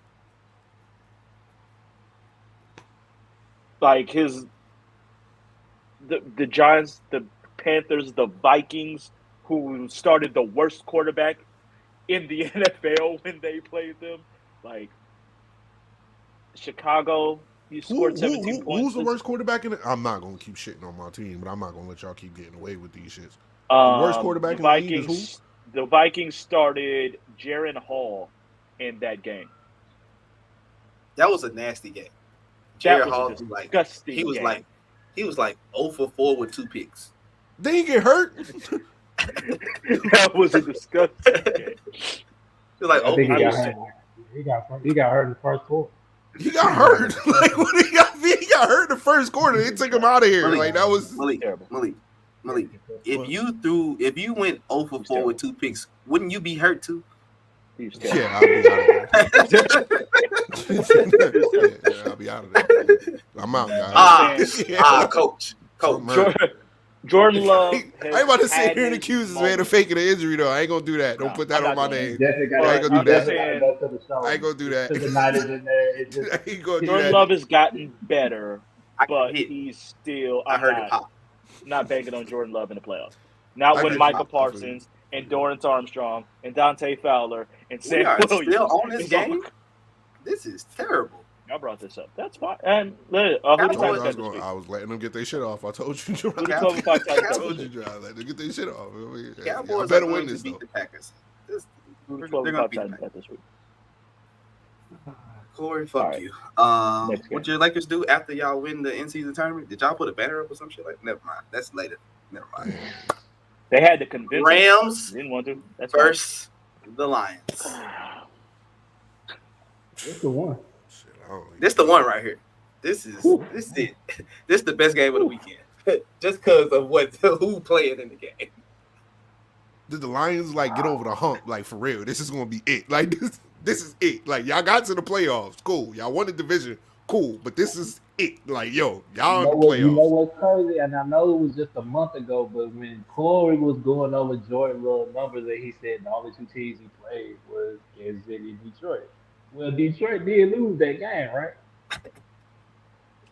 And that's kind of the thing that scared me about Detroit. Like I be thinking they good, and then when I think they good, the Thanksgiving game. That's right. The Thanksgiving game. Yeah, the Thanksgiving game. Yeah, you're right. You're right. Yeah. I don't know if these niggas is over the hump like that, bro. I'm going with the Rams. I'm gonna go with Matt Stafford. I'm gonna go with Cooper Kupp, the rookie. I'm just gonna go with their offense and just say they outscored Detroit today. I don't have nothing else. And I don't know about Laporta too for Detroit either. That's a big blow if they don't have him. Well, Marcus is going with the Rams. You don't have to pick opposite. You guys already have opposite picks. So just fuck him. I'm going with Detroit. Jesus. What's wrong with you? Jesus. I'm going with Detroit. If we gonna go out on us, I'm going out on my shit. Not picking the same niggas as this nigga. I picked one pick because I I really felt that way. I really felt that Cleveland's going to beat Houston. I'm the one who picked. That was a different game. I'm the one who picked Houston. Wrong game. It was. He was saying that because I was messing with him about picking the same team. So he was just saying that. He did admit that. I would admit that, but I'm going with Detroit, and I say that because Detroit got to get over the hump. Like they just got to. First playoff game in Ford Field. They do. First playoff game in Ford Field. Nigga gonna bite kneecaps off. Like they got. Come on, dog. Matthew Stafford got to come back. We got to show you. Yeah, you won a Super Bowl. If you didn't beat your ass, ain't the house you built. Like, come on. Yeah. I left your house to win the Super Bowl though. Don't forget that. So you could be mad at Matthew Stafford all you want. You had him and Megatron. Fine. You had him and Megatron and couldn't win a goddamn championship. So I don't want to hear. I don't want to hear. Nope. I don't want to hear. I don't want to hear no Matthew Stafford hate on a part of the Lions at all. I don't want to hear it. I'm sorry. You had your shot. You know what? All the Lion greats retire early for some odd reason. Because they didn't want to be in Detroit. So that's why. Who gives you hate Matthew Stafford? What? Just say something. I don't hate Matthew Stafford. Not you. I'm not talking about you. You're making a point of why they should have like a revenge game against Matthew Stafford. No, if anything, Matthew Stafford needs. If anything, Matthew Stafford needs to have a revenge game for them wasting his time. No, I don't want to hear that. Hey, Malik, sir. Let's just say Geno was playing the Jets. I'd expect Geno to cook the Jets in the playoffs. We're the Jets. And if the Jets were good and you had a chance to win the game, would you not be like, yeah, Geno back, we're finna whoop his ass. Fuck that nigga. Would you not say that? No, because Geno showed consistency over the past 2 years. This year wasn't like last year, but I mean, I gotta go according to Corey. I told you, things have changed. Things have changed. I'm starting to be like you. The best Jets quarterback in the last decade is in Seattle balling out. Whatever, if that's what everybody's entitled to their own opinion, sir. I'm not going to sit here and argue with you in the way the Jets are right now. I had to watch Zach Wilson for a whole season. You might be right, okay? I don't even know what good quarterback play looks like in New York anymore. So you might be right. I'm trying to think about it. I'm trying to think about it a little bit. Vinny Testaverde. Chad Pennington was all right. Chad Pennington's definitely better than Geno. Chad was cool. Chad's better than Geno, Corey. Chad might be. I'm not about to sit here arguing out. I ain't doing it. Never mind, I ain't doing it. We do this another show. Let me get my pick off. Chad Pennington's best years with the Jets. Chad Pennington's better than Geno. I'm sorry. Don't do that. Chad throw the ball more than 12 yards down the field? Yes, he could. Yes, he could. Yes, he could. Stop it. Yes. Okay. Yes, he could. All right. I've seen it. Shut up, Corey. 13 yards don't count. I've seen it. 13 yards don't count. The 15 count, though. That's the 15 count. Y'all asked Wayne Quebec if he could throw the ball 12 yards out. He actually got Wayne Quebec killed. Yeah, he got Wayne Quebec lit. So he got on a few cross-arounds. So I mean, yeah. Shout out to Chad, man. You see, we just dropped names. Yeah, shout out to Chad, man. Chad was my guy. I ain't going with that one. Yeah, Corey. But let me hear you say, Corey. Chad Pennington was better than Geno. Yeah, I ain't gonna do. We'll visit this another day. I ain't gonna do. Malik, who you got? What was the game? Oh, I got the Rams like 45-43 or something like that. 45-43 is wicked. Because how the fuck you gonna get to 43? Pick them. I don't care how you get there. I don't care. Just pick them. It's a pick 'em game for me. You choose either one. I don't care. Sean McVay got a championship. Matthew Stafford got a championship. I don't trust Detroit. Detroit is in constant show me mode. Like, I get they had a good season and all of that. Detroit is in constant show me mode. I get there. They look like they've turned that culture around and all of that, but it's the playoff time. You got to show me. I'm sorry. And it's no disrespect to them at all. I just disrespect them for everything they've done in their past. Not now. Their past is shitty. Not now. They cool. But I got the Guard Rams, is man. still here, bro. Yeah. Damn, I didn't think it was gonna be like this. If that Sam Laporta loss is a That's a big loss. deal. That is a huge loss. That's his second favorite target. He's been one of the 3 to 5 best tight ends in the league over the last half of this season. Like Laporta has been killing it. I gotta get my charger. I'll be right back. I'm gonna lean towards the Rams still. I don't. It's a really, really close game.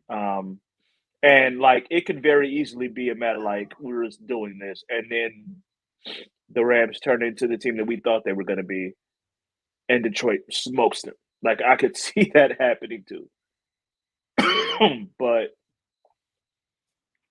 I like Stafford going into Detroit and doing something. I like it.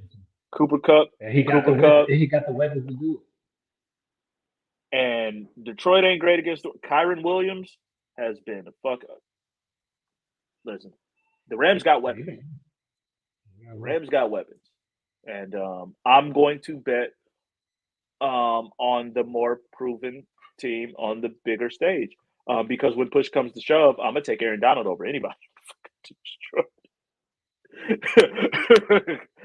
Fuck around if you want to. All of a sudden, you think you got some shit going. And then you got Aaron Donald and their other defensive tackle that's got like the most sacks of any rookie in the league this year. Like, where do you win? You win in the trenches. I could see the Rams pulling that shit off. So I'm going to lean towards, with the Rams. That's all good.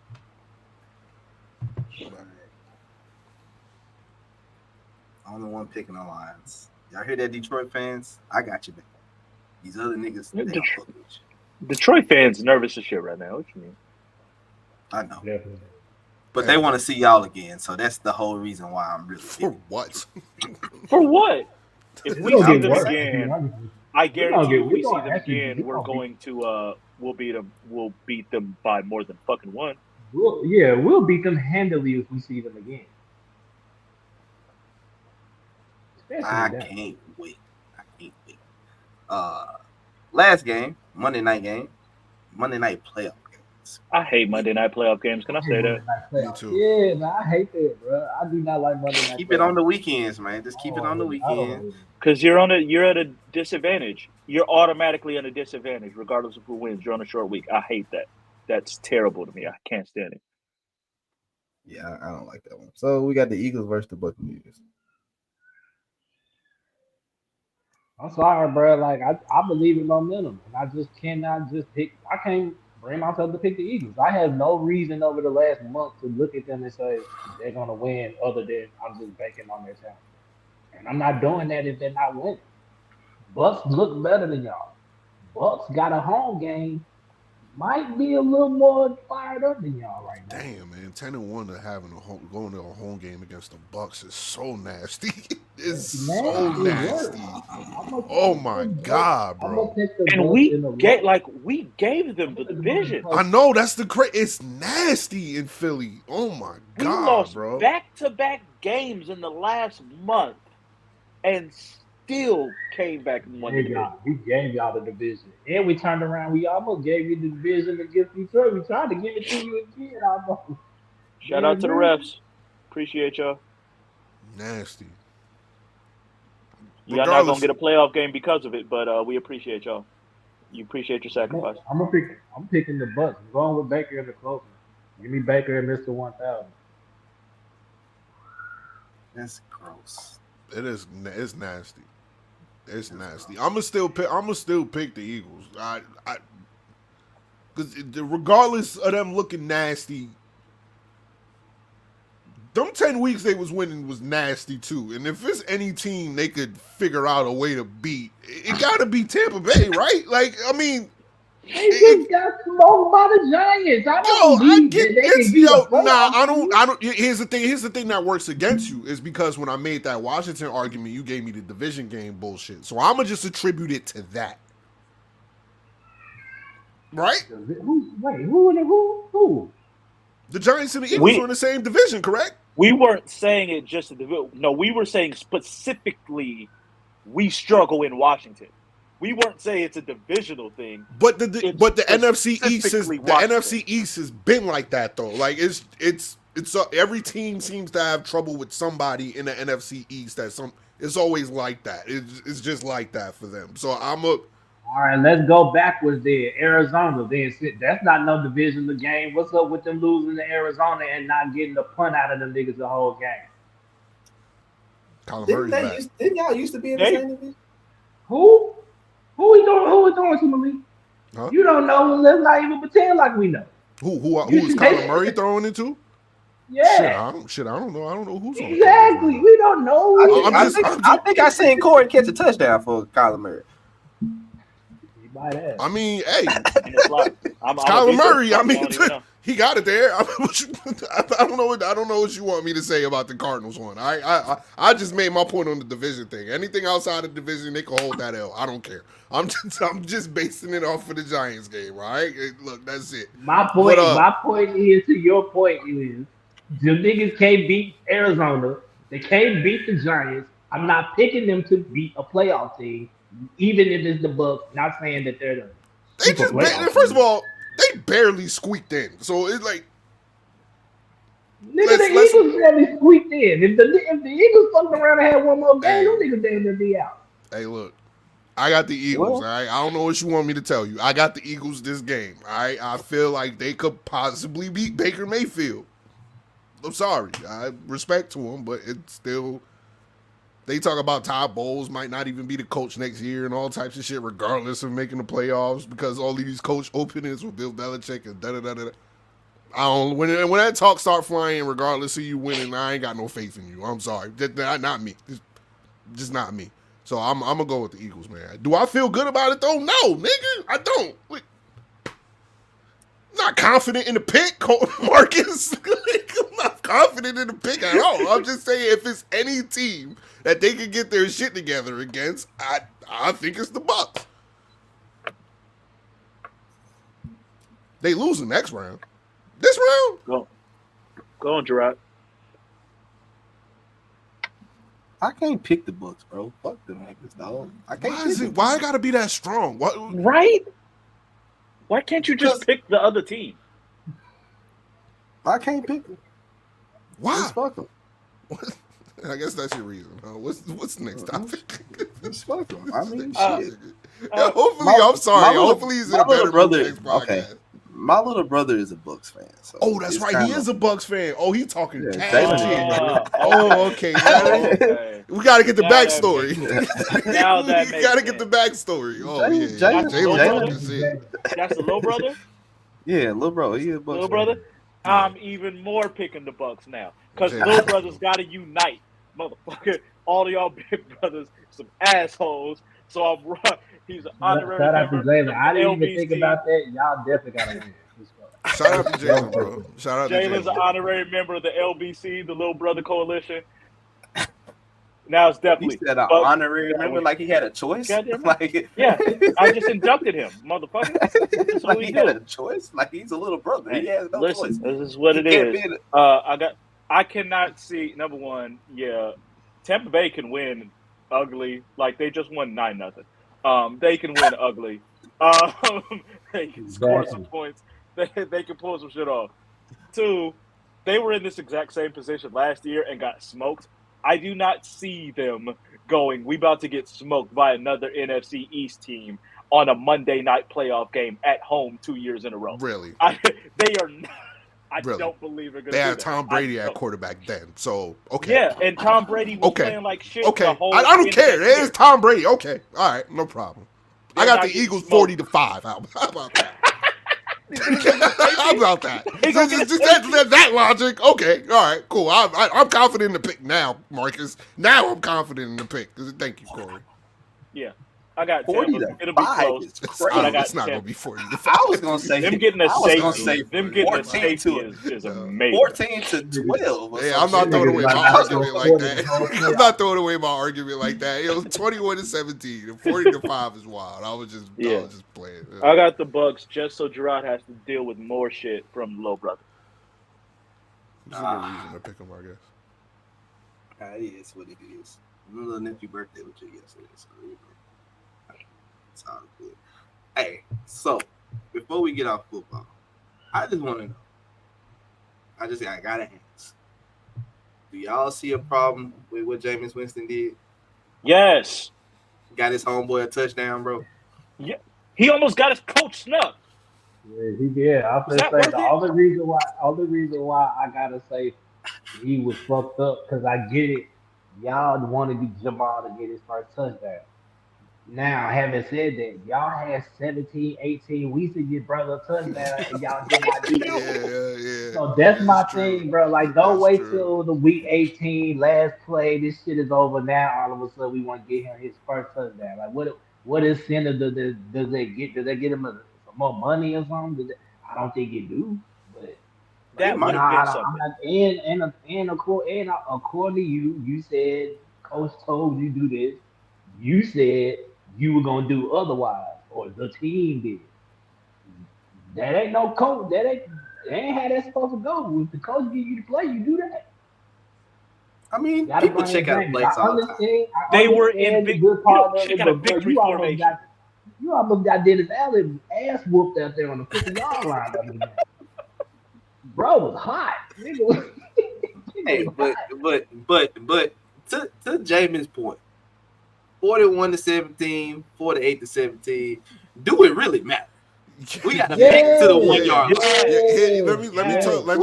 We got to pick to the 1 yard line. If we would have scored on the pick, would you still been mad? Let me tell. The score would have been 48-40 for the 17, no matter. Because before you said Emily, just to answer that question, defensive players don't always get the chance to score touchdowns. That's a running back that led the league in touchdowns a year ago. Led the league in touchdowns last year. This ain't no new thing. And like you said, it ain't like an incentive. Like Washington got Terry McLaurin, like his numbers on the very last drive. Because like that's something different. Nah, you're beyond almost getting your coach snubbed, beyond disrespecting your coach. Like that's not leadership. That's not leadership as a quarterback. That's a terrible example to see. A backup quarterback. That's nasty. I'm sorry, you're right. It's nasty. What coach is now going to be like, I want him on my team? That's going to overrule me on a kneel down. Yeah, he has to interview where his head is up, his shoulder. He's like, yeah, man, yeah. We did what the coach. We did what the coach. We heard, yeah, but we as a team. Like, nigga, you look dumb right now, my nigga. First of all, I don't believe the we as a team bullshit. I don't. Oh no. That was Jameson's call. I don't believe anybody else in a huddle was like, yo, you know what? Forget kneeling the ball down. Yo, let's give it to him so homie can get a touchdown. Nah, I ain't with that. I don't believe none of that. So you think that Jameis went to my boy Jamal and was like, "Hey, bro, finna give you the ball." Let me ask you a question. The team could have decided everything. It's the quarterback who needs to hike that motherfucker. Ball goes to him first. Nah, I don't believe it was a team decision. I believe it was a Jameis Winston decision. I'm sorry, I just do. It just sounded, and plus it sounded like, you know how when people make a mistake and they try to make a whole bunch of excuses, that's what it was leaning towards. Like, it was like, oh, it was this, it was this, it was this, it was this. I would have had a lot more respect for him if he was like, yo, my man didn't get a touchdown, I made the call. You gonna bring up?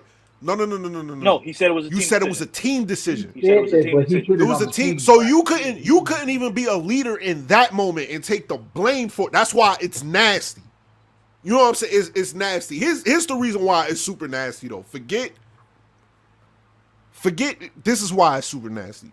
Forget them being up. Forget him wanting to get a touchdown. Yo, the coach got fired 4 hours later after that. That's what makes it super nasty. Is that now Buddy got to live with that on his record. Oh, and you ran the score up. I get this revisionist history. I get that. But still, the optics is still the same. It's super nasty when it comes to Jameis. Especially the point that Corey made. Bro, you're not even the starting quarterback. Like, dog, you get in there, you do what you're supposed to. Like, what do you mean you calling audibles out of a winning formation? Guess what, Jarrod? That's never happened in NFL history. Ever. It's never happened. It's never been like, oh, you know what? Nah, we not kneeling the ball down. I'm an audible out of that, and we running in for a touchdown. It's never happened. You know how many backup quarterbacks that ain't got nearly the numbers or stats that Jameis has in his career come in just to kneel the ball down? You know how many of them motherfuckers would love to just be like, yo, this is my one time in the game. Fuck it. I'm just going to throw that. Let me get one NFL completion in my life. They don't do it because you do your fucking job. But we know Jameis ain't a good decision maker. That's why he's the only nigga with 30 touchdowns and 30 picks in a season.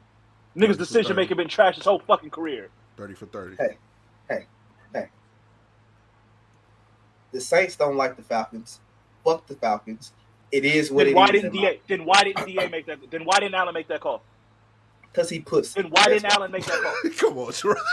And even if it was the fact that they hated each other like that, when bro walked up on him and said, "What was that?" He could have been like, "Well, yeah, nigga, we ran it in, nigga, and what, nigga, Jamal got the touchdown, nigga, so what, nigga, and what you gonna do right here on the 50-yard line, nigga?" He could have did that. He ain't standing on it. It's a lie, nigga. He ain't that. Breaking news: Ja Morant out for the season with a torn labrum he suffered during practice. Shit. Damn. Grizzlies gonna be picking first in the draft. Damn. That's sad. Wow. That's fucked up. Because Desmond Bain can't carry the team on his shoulders, man. I saw his arms the other night. Obviously, we saw that team the first 25 games. Good Lord. Super nasty. Shit. Well, Tyus Jones is available. They go get him back. You're gonna have to go get him back. You're gonna have to. I mean, just don't. Just don't interview Marcus Smart at this time. Hey, Marcus, Ja Morant's out for the season, so I'm up now. First of all, my team. Yeah, it is after the performance I saw Marcus Smart had against the Lakers. What you want me to do on that? I'm just keeping it real. I'm just keeping it real after the performance I saw for Marcus Smart the other night. Yeah, this is his team for sure. It should be just fine. This nigga ain't never made 8 threes in his life. Just fine. It was crazy to watch. Oh man. But segue into the NBA, man. What we got, Jarrod? Get over this NFL stuff, man. You salty, man. We gotta get you another episode or something. You was going crazy today. You was out of pocket. Today. Let's get to the NBA. I stand with Jameis Winston. Hey, well, okay. If y'all was my running backs and y'all ain't, if y'all was my running backs, out of the NFL. Exactly. You stand with him in an unemployment line. You go ahead. If y'all were my running backs and y'all ain't had a touchdown, bro, I'm giving it to you. I'm gonna drop that motherfucker. No, I mean like, coach there, I don't want this motherfucker. You gonna get in trouble with your ass. My contract. Jamal gonna give him a cut of his contract next year. Jamal gonna give him a cut of it. You gave me that touchdown, so here's a couple million to you next year. He gonna do that shit. He might give you $50. You might give him $50. Because apparently he was part of that too. Remember, so he might get cut too. He was part of it. It was a team decision, remember? See, Jameis an idiot, bro. Like, nah, come on, dog. Jameis is an idiot. You probably cost that whole everybody that was off the bench. You probably cost all of them their jobs saying it was a team decision. He wasn't the only bench player out there. That's how idiotic that statement is. I need to find out who else got interviewed. And let's see if they say the same. Ain't nobody else saying nothing. It's his job to take the blame for it. What do they need to talk to him for? He's the quarterback. What the fuck? Who they gonna talk to? The offensive guard? Come on, man.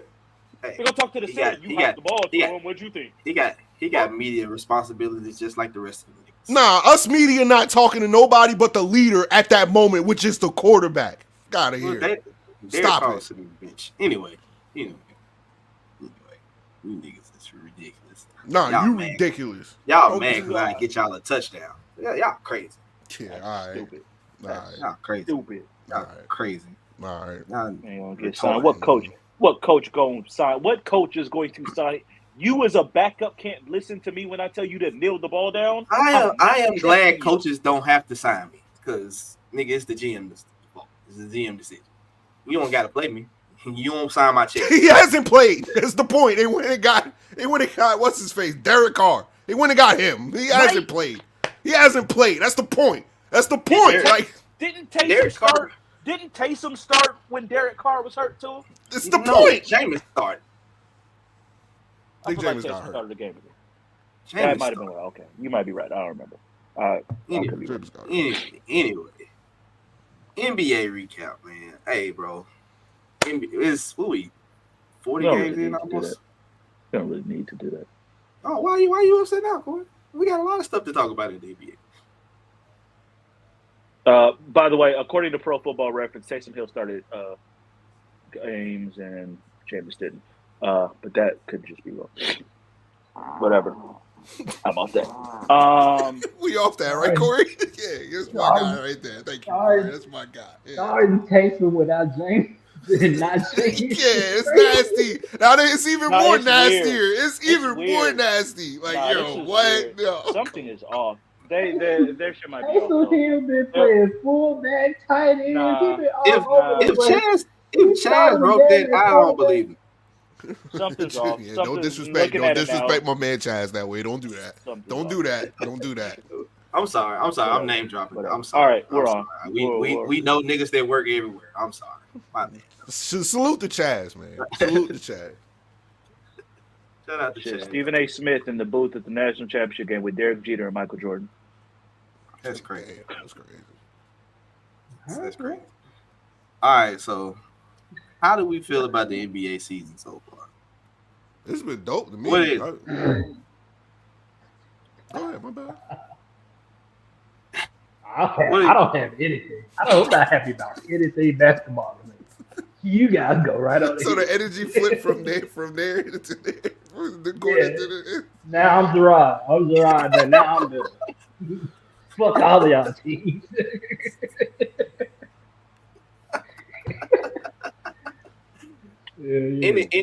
Anything stand out big to y'all this year so far? Minnesota being number one. They ain't putting up tour dates.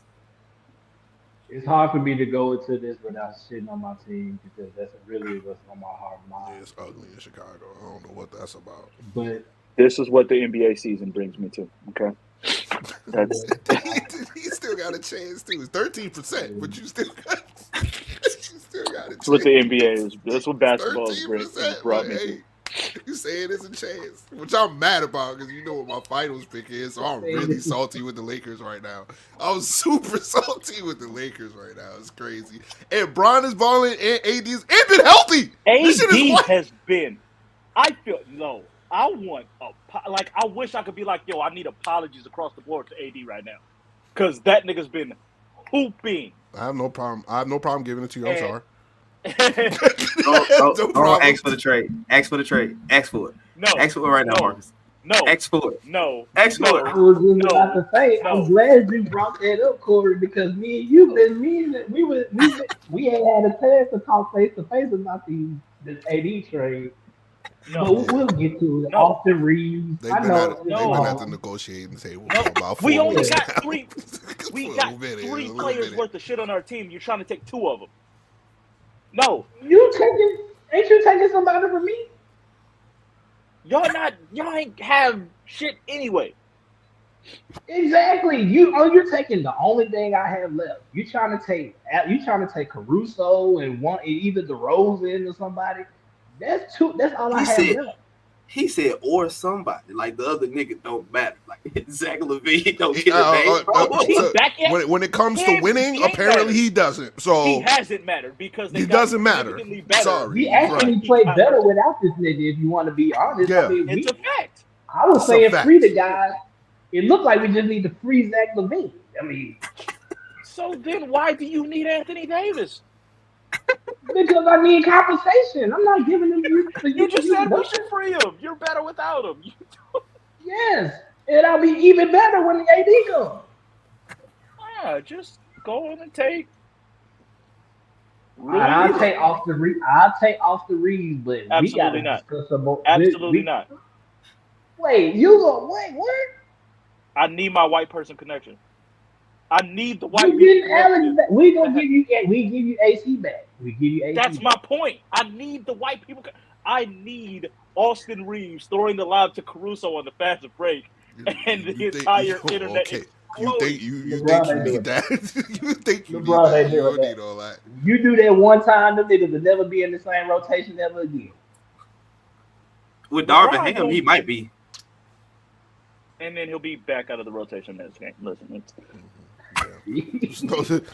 Darvin Ham is probably just as bad as Tom Thibodeau when it comes to rotations. I'm there with him on that one. It's bad. At least I can say this with Ham is that our every other game, it's a random rotation player or starter out. So then it needs a new starting lineup, which means someone else then has to jump it. Like, I'd like for him to be more consistent when guys are healthy, but a lot of it has been Vanderbilt's out. All right, Vanderbilt's in. Rui's out. All right, Rui's out, but Benson's been out the whole season. And now D'Lo's out for 2 games. But now D'Lo's back. And, like, it's been like that all fucking year. Every other game, dudes have been missing. That being said, Darvin Ham still got to get his shit together. Cam Reddish, I swore he was a scorer. I swore they told me he was a scorer. This nigga's shooting like 8% from 3-point land. What did I tell you? I don't care what they told you. What did I tell you? I told you about Cam. I told you about Cam Reddish. You know he was singing Cam Reddish praises at the beginning of the year. Oh, Cam Reddish is way better than what we thought. I told him. I said defensively. I said defensively. You said he was hooping. Defensively, he's been good. All right, you can't get both. He had a good what? Yes, you can. What do you mean we can't get both? That's called a two-way player. He ain't that. have a category. It's called 3G. You have the ultimate mother. You have KCP on your team. I know that, but it was supposed to be opposite. When did it flip? We got a Jarrod Vanderbilt on the team. I don't need another defensive nigga who can't shoot. I need a nigga who can fucking get buckets. Why is Max Christie the 3rd best wing on my fucking team? Do he play? He has been the last couple games. Finally. Let me get some run. And you see what happened. He's actually good. Sometimes he just plays 10 minutes a game if we're lucky. Sorry. So since we're already here, Corey, are they going to turn this around? What do you expect? Do you expect to move at the deadline? Yes, we're going to make a move at the deadline. As I don't know if it's going to be some. I have no clue. I don't know. Okay. I don't know. LaVine is the name that always gets brought up because it's the easiest one because he's the known commodity that everyone knows that their team is trying to trade him away. And he's a clutch client, so they're going to put that together because that's what's going to happen. With the Knicks and CAA. Yeah. The fucked up thing is Zach LaVine at his best is exactly what the fuck we need. That's the fucked up part. Like, that's what's so messed up is you put Zach LaVine, you get a scorer, you get a shooter who can stretch the floor, he can create his own shot, he can pass the ball when he wants to, sometimes, and he showed, and it only happened this one time when he was on Team USA, he showed he could play defense if he actually feels like. It only happened when he was with Team USA that one summer, but that one summer he was actually locking up on defense. Like, he can do this shit. He's exactly what the Lakers need. But the niggas' needs is like Brandon Roy's, and He can't stay healthy. So kind of. I'd like to bring someone else in. Not to mention he's got like 180 million left on his deal, some wild shit. Nah. And it would also make sense because Levine as the third guy is a lot better than Levine thinking he's like Levine can't go into a LeBron AD team and be like, yo, it's my squad, get the ball. He can't do that. Like that also caps that. Like that's exactly what you're doing. But I don't trust him. I don't trust like he come here and he might play less games than Bradley Beal in Phoenix. So I don't trust that shit at all. I'd like to believe there's someone else, but I don't know who the player is. Yeah. Well spoken, Corey. Well spoken. Fuck the Lakers. How is your banner? That's the banner you're going to focus on, not the 17 others that we have. Hey, did you win one last year? It's the banner that you put up with the 17. You put it right next to him, it's motherfucker. A singular banner. Put it right next to him. So number one, and this literally came out that the NBA was kind of pushing the Lakers to put up the banner because if the Lakers put up that banner for an in-season championship, it means something. If the fucking Pacers, who have no banners worth of shit, put it up, well, yeah, of course the Pacers would put it up because they ain't got no fucking championship banners to put up. But the Lakers, the most storied franchise in the NBA, making the in-season tournament feel like a big deal, which is what the league wants, that's what they pushed for. So the Lakers said, all right, we got y'all. We're going to give you this one banner, and if we win any others, it's all going on the same banner. It's not going to be multiple in-season tournaments. It's just going to be, it's just one banner. So if they were to win in 2027, they're just going to add 2027 on that same banner. Like, that's what that is. It's not going to be doing a bunch of different ones. This is the Lakers. You've been to the crypt a lot. They couldn't put it anywhere else. They had to put it right there. Where else are you going to put it? I don't know. That's why I'm asking you. That's what the question is. I haven't been to. Well, see, the other teams, most of the other teams, also have areas where they hang their shit up. Like the Kings have their area, and then the Sparks have their area. And that's it, because there's no other banners to raise inside the Crypto.com arena aside from those three teams, because the other team has nothing to raise ever. So, of course, we're going to put it where the other banners are. That's just they won't even be there long, Corey. There was no need. There was no need for the science there last year. There too, added nothing. And what did they add? And what did they add? I'm with you. Why does Taylor Swift have a banner? And Taylor Swift got a banner. Taylor Swift has a banner in the Crypto.com arena for most consecutive sellouts inside the arenas and shit like that. I gotta see they that gave banner. her. I swear to God, Taylor Swift has a picture of that banner inside the Crypto.com arena, and the Clippers have nothing. Oh, that's man. disgusting. That is wild. That's disgusting. That's disgusting. Wow. What about you, Jarrod? You don't have to. Do we have to talk about the Nuggets? Can you bring something else to the table other than the Nuggets? No, I actually was going to talk about my favorite player in the league right now, outside of Jokic and Kyrie, Tyrese Halliburton. Well, he just got hurt. So. Ooh, yeah, bad timing. He just got hurt. I know he just got hurt, but Looks before the nasty, injury, my dog was hooping his ass off. Back-to-back 2020 games. Yeah, first one to do it since what? Mm-hmm. Scott Skiles. He's been. It's crazy. Like, I know we was talking about it at work, and we were saying most improved, but that nigga might have been in the MVP conversation. Like, no, he wasn't. I don't know if it's that. I don't know if it's that much. I don't know if he's MVP. I don't know. Pacers really. Just because it's wild, man. That's a wild shot to the Clippers. I ain't gonna hold you. That's a wild shot. That's a wild shot to the Clippers.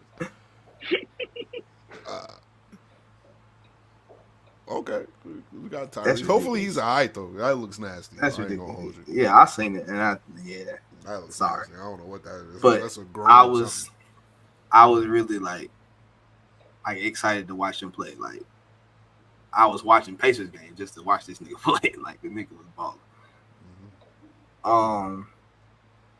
What else stands out to me this season other than the Nuggets? I'll ask this: who do y'all feel has a better chance to make a deeper run in the West, Minnesota or Oklahoma City? That's tough. Oklahoma.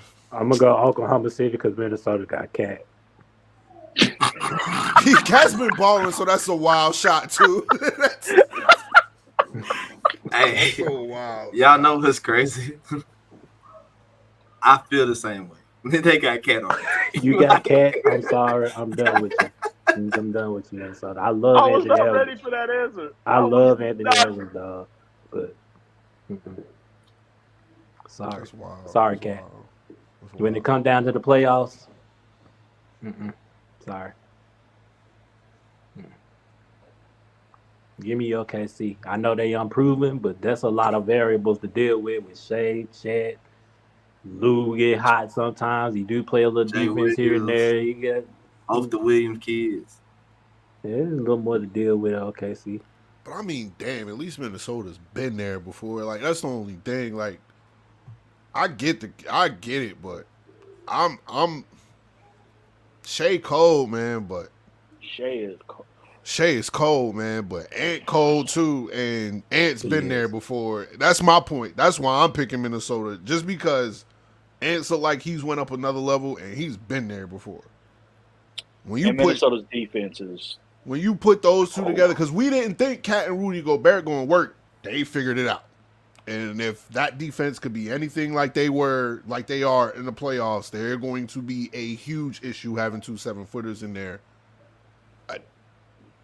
And then having Ant hitting another look, because Ant's going to show up playoff time. Like whatever Cat's going to give you is whatever Cat's going to give you. Ant showing up postseason time. I can say that same about Shea though. I fully trust. Every time Shea goes head up with another one of the top players in the, it ain't like, even if OKC might lose, it ain't like Shea didn't step up and do shit. Yeah, but I'm still on that wait and see when it comes to Chet though. Like, you know what I'm saying? Like Chet, That's fair. Chet, because you got to understand, it's like it's not just Chet just going against Cat. Like, if you got to go against Cat and Rudy. So They need another big. You know what I'm saying? Yeah, like you get what I'm OKC saying? Like needs that's another the variable to me is you having those twin towers and being that good defensively, and you having Ant-Man. I'm gonna go with them over OKC, even though OKC look like they probably have a better future because I don't think they're keeping Anthony Edwards. I'm sorry, I don't think that's happening. Everybody leaves Minnesota. Everybody. Cat's the only one that got stuck there. Okay, I'm gonna ask one more question. And this shit wasn't on the topic. It just popped in my head right now. Top 4 West guards. Rank them. Shea, Luka, Ant, Steph. That's nasty because it's point guards and shooting guards. It's nasty. I don't like that. I don't like that. I'm just You said Shea, Luka, Steph, and Ant. Yeah, because there's been a lot of conversation over who should be the starting Western Conference backcourt for the All-Star game, and all 4 are kind of very much deserving. Luka but and you Shea. can only take 2. Luka and Shea. And it's gonna be Luka. It should be Luka and Shea. Luka and Shea. That's who it should be. I love Ant, but it should be Luka and Shea. Damn. Yeah. I can't rank them. Luka, I rank. I love Shea, but I rank. This gonna sound crazy. Here we go. It's the new year. Go ahead. Gonna sound crazy, bro. If I'm ranking them as of this season, just this season, as it stands right now. Just this season. As it stands right now. Historical, not talking historical. This season, right now. Shea, Luka, and Steph. I'd probably swap Luka and Shea. I was gonna say I would probably put Luka first. I got Luka number 1. Luka number 1. Luka numbers right now are insane. Luka and Kyrie been like torching niggas. No one's talking about why Kyrie in you there. just had to try to throw Kyrie. You just add Kyrie. He just had 35, 8, and 6 last night. He just came back. That's Luka's averages for the season. He just had 35, 8, and 6 last night. I'm sorry. You're talking about last night. Luka's at 34, 8, and 9 for the year. This nigga Jarrod and Kyrie, I don't care, man. bro. We talking about last night, bro. I just said last night. The nigga had more No, assists I'm than talking Luka about last night. and Luka's finally hitting threes. 38% from 3 on 10.5 attempts a game. 10.5. I love Shea, but Luka's number one right now, boy. I'm sorry. Love Shea. Yeah, I gotta go Luka. Luka at the top of everybody. And then I honestly think you can maybe interchange Shea and Ant, depends, but I got Shea above Ant and Steph. I'm sorry, Steph. Tour dates. No. I got Shea ahead and like it as good as Ant's been. Every time I'm like Shea's facing off against De'Aaron Fox, Shea goes up. Work. Shea, Jason Tatum about to step up and try. I got this. Shea goes to work like every time. And you gotta follow him on That type of Instagram because he'll go to work and then he'll post you like on Instagram telling you like, yeah, I did give you buckets tonight. Like this nigga, but his captions be kind of crazy. Yeah, say that nigga though. Yeah, nah, Shea is cold. I have the same. Luka, Shea, and Steph right now. I just wanted to see where everybody else stood. Except for Jarrod, because he's, of course, it's got to be difficult. How am I difficult? I picked Shea. I'm sorry. Yeah, I don't really have too many takes on the NBA season. I just started watching other teams. I was covering. I haven't really been covering the Knicks, but I just. What? Go ahead. You got a question? I seen your boy. Yeah, I seen your boy. You was talking about the Knicks. I was going to talk about the Knicks. I seen your boy, your other Knicks fan, Loso. Don't put me and him and Knicks fans in the same. He's a different Knicks fan. I don't want to. He's a different type of Knicks fan. Like, go ahead. Let me hear your point before I even say that. My bad. I don't mean to. Jalen Brunson. Mm-hmm. Yeah, 1A. 1A player. That's what you about to ask me. He's a 1A player. Better than Dame and Steph this season? Dame is ass this year. Dame has Giannis. He doesn't have an excuse. Julius Randle has been balling, so I can't really. But it's just I see Brunson during clutch time. That's what gets me. Yeah. Everything else with the way the NBA is scoring wise, cool. I get that. It's clutch time. He's always on. When they need him, they call his number, his shot. He always hits him. Anytime the Knicks need a bucket, he always gets it. His fucking floaters, I can't. That nigga's floaters are just. He's like 97%. He's shooting like 40% from 3 right now. It's net. Nobody could stop him. It don't matter who. Every time there's a primetime game, Jalen Brunson shows up. Every single night is 30+. He's a 1A player. I get what Becky Hammond was trying to say. I respectfully disagree. I'm sorry. I'm happy that Jarrod said Dame name. It's because he's struggling right now. So it's easy for him. It's easy for him to say his name. It's because he's struggling right now. Do I think over the long haul he'll be better than? I don't like saying he's better than Steph. No, I'm not putting him over Steph. I'm not putting him over Steph. I'm just not doing that. Steph is going through a lot right now. Like seriously. Steph is going through a lot. Like, you can shit on Steph all you want, but Steph is going through a lot. He has no help. Klay Thompson has been playing a lot better. You heard the report about Kuminga not being happy. Moody's not happy. I was going to say his second best player might be Kuminga this season. And he's not happy. Him and Steve Kerr had to have a sit down, all types of shit. They talking about trading Wiggins. Draymond got suspended. He's coming back, but he was talking about retirement and all types of shit. You have no idea. Silver had to talk him out of retirement. You have no idea where his head's going to be at. He said him and Steve Kerr had a conversation. They were crying. They know this is over. That's what I got out of that. You and Steve Kerr had to sit down and talk about the future, and y'all cried over that? No, you know this is a wrap. He told Draymond, let's just finish it out the right way. I'm not throwing nothing on Steph's doorstep this year. Just throw this year away. Just throw this year away for Steph. If I'm them, I'm not putting Brunson over him because Brunson is in a lot better situation because there's a future in New York. With that OG Anunoby trade, I didn't expect them to play this well at all. So that's a surprise to me. But as far as Jalen Brunson, I got him and Dame like right here. I'm still not gonna shit on Dame though. I got him and Dame right here. Milwaukee need to figure out whatever the hell that is. I don't know if that's a coaching thing, which they keep trying to throw it on the coach. So I don't know if that's a coaching thing or he's just struggling there. But they went from like 8th in defense to like 25th or something. Okay, well, we knew that was going to happen because you went from one of the 2 best defensive point guards to one of the 2 worst.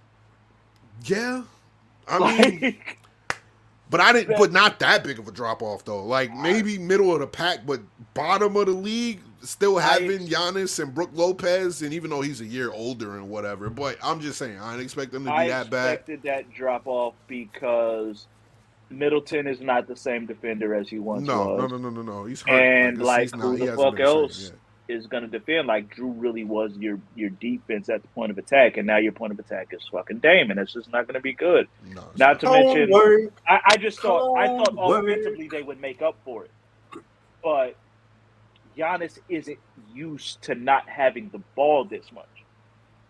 Giannis isn't used to, like, I forgot who I was listening to that pointed this out. Giannis isn't used to being a fucking screener.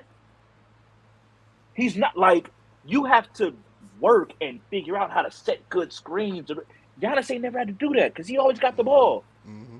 He's never had to do that. So having to figure that out with Dame, that's not something that just happens in 5-10 games. It's not. Like, so I think that's part of it too. I'd like to believe that they will get a better chemistry as the year continues on. But like everyone just assumed because it made sense in your mind, oh my God, Dame, Giannis pick and roll is going to be crazy. Giannis has never had to play that role. Yeah. I never thought about that, actually. I forget who it might have been. Bill Simmons. I can't remember. It might have been Kevin O'Connor or Zach Lowe. I don't remember, but someone said that, and it just made like Giannis has never had to play the screen role. That's right, because Giannis usually has that rock at the top of the key, and then he gets to decide what he's going to do from there. Yep, that is true. That is very true. Always. He ain't never had to play off the ball this much. That's very true. He's never had to. Yep. But I'm tired of people shitting on Derek Brunson at this point, though. I'm not going to hold you. Very sick of it because I see it night in and night out. No, he's earned it. He cold, man. That man cold. He's earned all his respect. That man cold. They still, I'm kind of even teetering on wondering if they need another star. I'm kind of teetering on that. Like that's how good he's playing, dude. And it's tough because I know this is why I say me and Loso are 2 different fans. Because, huh? What's probably be there in a couple of weeks? Who? Donovan. Who? Donovan. That's he's terrible. He's not. I don't think he's not going to. I wouldn't sacrifice what Brunson does for him. No, I don't think not by the deadline anyway. Probably off season it'd be different, but not by the deadline. Options off season. No, but no. If there's a second star for the sake of saying that, it needs to be a Randall upgrade, not a Brunson upgrade.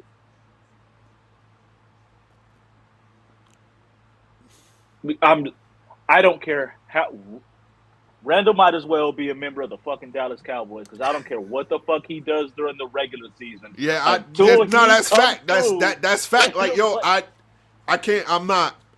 It's just it's tough when they playing well to like, you know what I'm saying. And at the same time too, when everybody was going crazy in the beginning of the season while Julius Randle was struggling, I was like, yo, let's relax. You know what I'm saying? He had surgery during the offseason. I didn't even know that. That wasn't even talked about nationally. I didn't know he had surgery. I just thought he was hurt and he was nursing the ankle. I had no idea that Julius had Randle this offseason. I literally just found that out like 3 days ago. But I don't know. I'm just seeing where they're at. I'm not totally sure they need another star. I know that's what Knicks fans want. I'm just trying to figure out what we are. It's hard for me to say what I want their future to be. As far as the trade deadline, they talking about DeJounte Murray. I don't think you need to waste the draft capital on him. Go get like a Malcolm Brogdon, something like that. Go ahead, Corey. My bad. Oh, I was just saying I'll take him. Who? I'd love for DeJounte Murray to be in the Lakers. That'll probably be honestly that'll probably be the move. I Like I would love that move. that'll probably be the move. Honestly, I agree with you though. I don't think y'all need to make any major move at the Not deadline. right now. I think if you're gonna make a big move, it should be in the offseason. in the offseason. Yep. Maybe make another little fringe move to kind of build the rotation a little bit, but Anunoby fits what you need in kind of that third person a lot better than RJ does. Here's a name that I mentioned that people laughed at me about. Right now, I honestly think Paul George will be great for him. If he's going to be the odd man out in the Clippers, and you can't get another star, because who knows? They're talking about Donovan might go to Miami. Keep your eyes on the Suns. That shit is nasty. The Suns are disgusting. So somebody's going to want out, and we're not getting Bradley Beal. So I don't know if it's going to be KD looking for a new home again, or if it's finally going to be Devin Booker. Like, yo, I've sat it out this whole time. We got 2 other stars here. Y'all still can't get this figured out. Get me out of here. It could be that because they're betting everything on this season, and this season's in the toilet. So who knows what can happen this offseason, but if I'm them, if they can't get another star and PG's not returning, because I don't think they're going to be able to keep James, him, Kawhi. I don't believe that. I don't think that's happening. I don't know. But I honestly think if we would have traded for Paul George or something like that, I think we'd be in a good spot. But that's with OG and the rest of the pieces, though. If we couldn't keep all of them, then no. But yeah, that's where I'm at. So. And I'm sad about Ja, because Ja was... Them niggas was balling. Yeah. Damn. Anything else interesting in there? Nah, before we get out of here, quick pick. Y'all sad for Cody Rhodes? No, because I think The Rock gonna back out. I don't think he says that if he backs out. That's just that's just me. I don't think he says that if he backs out. There's no way you have him go out there on the first Raw on New Year's Day and say a line like that. Nope. And something's not locked in. Nope. Even if to say maybe it's not Mania, which is a lot of people are pointing to the Australia show, the Elimination Chamber in Australia. Even if it's that, you have him locked in for something, or you're not going out there and making that statement. Period. You're not gonna have Roman beat The Rock, then lose to Cody. That's why you have it happen. That's why you have it happen at WrestleMania. That's the point. Do you think that? Do you feel bad if The Rock was? Because I think The Rock is too big for Elimination Chamber. That's just me. I hear the rumors or whatever, but I think he's too big for. I think he's too big for WrestleMania. Do you feel bad if they just go ahead and go with The Rock versus Roman at Mania instead of it being Cody Rhodes? I'm not sad about it only because I feel like you get what you get out of The Rock. I honestly feel like they're gonna have Cody and Roman at Mania only because it'll make sense long term. If The Rock was to do this at Mania and you got Roman winning both nights, then you could have just had Roman and The Rock at Elimination Chamber. You have a story, a year-long story with Cody Rhodes. I don't know if I'm putting him putting The Rock at Mania unless I got The Rock winning, and if I got The Rock winning, what the fuck do you do then? No, I don't think The Rock. That would be win. you can't do that. Exactly. The Rock's not gonna win. You can't. I'm like, at least get this Rock shit over with at the Elimination Chamber, and you can do this with Cody at WrestleMania. It makes better sense long term, in my opinion. You can't waste and it seems crazy to say waste on The Rock. You've had Roman as a champion this long. You have to make your new star off of that.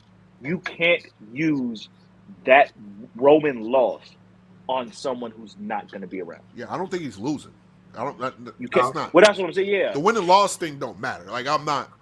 I don't think he's losing at all. I'm just saying. I think that.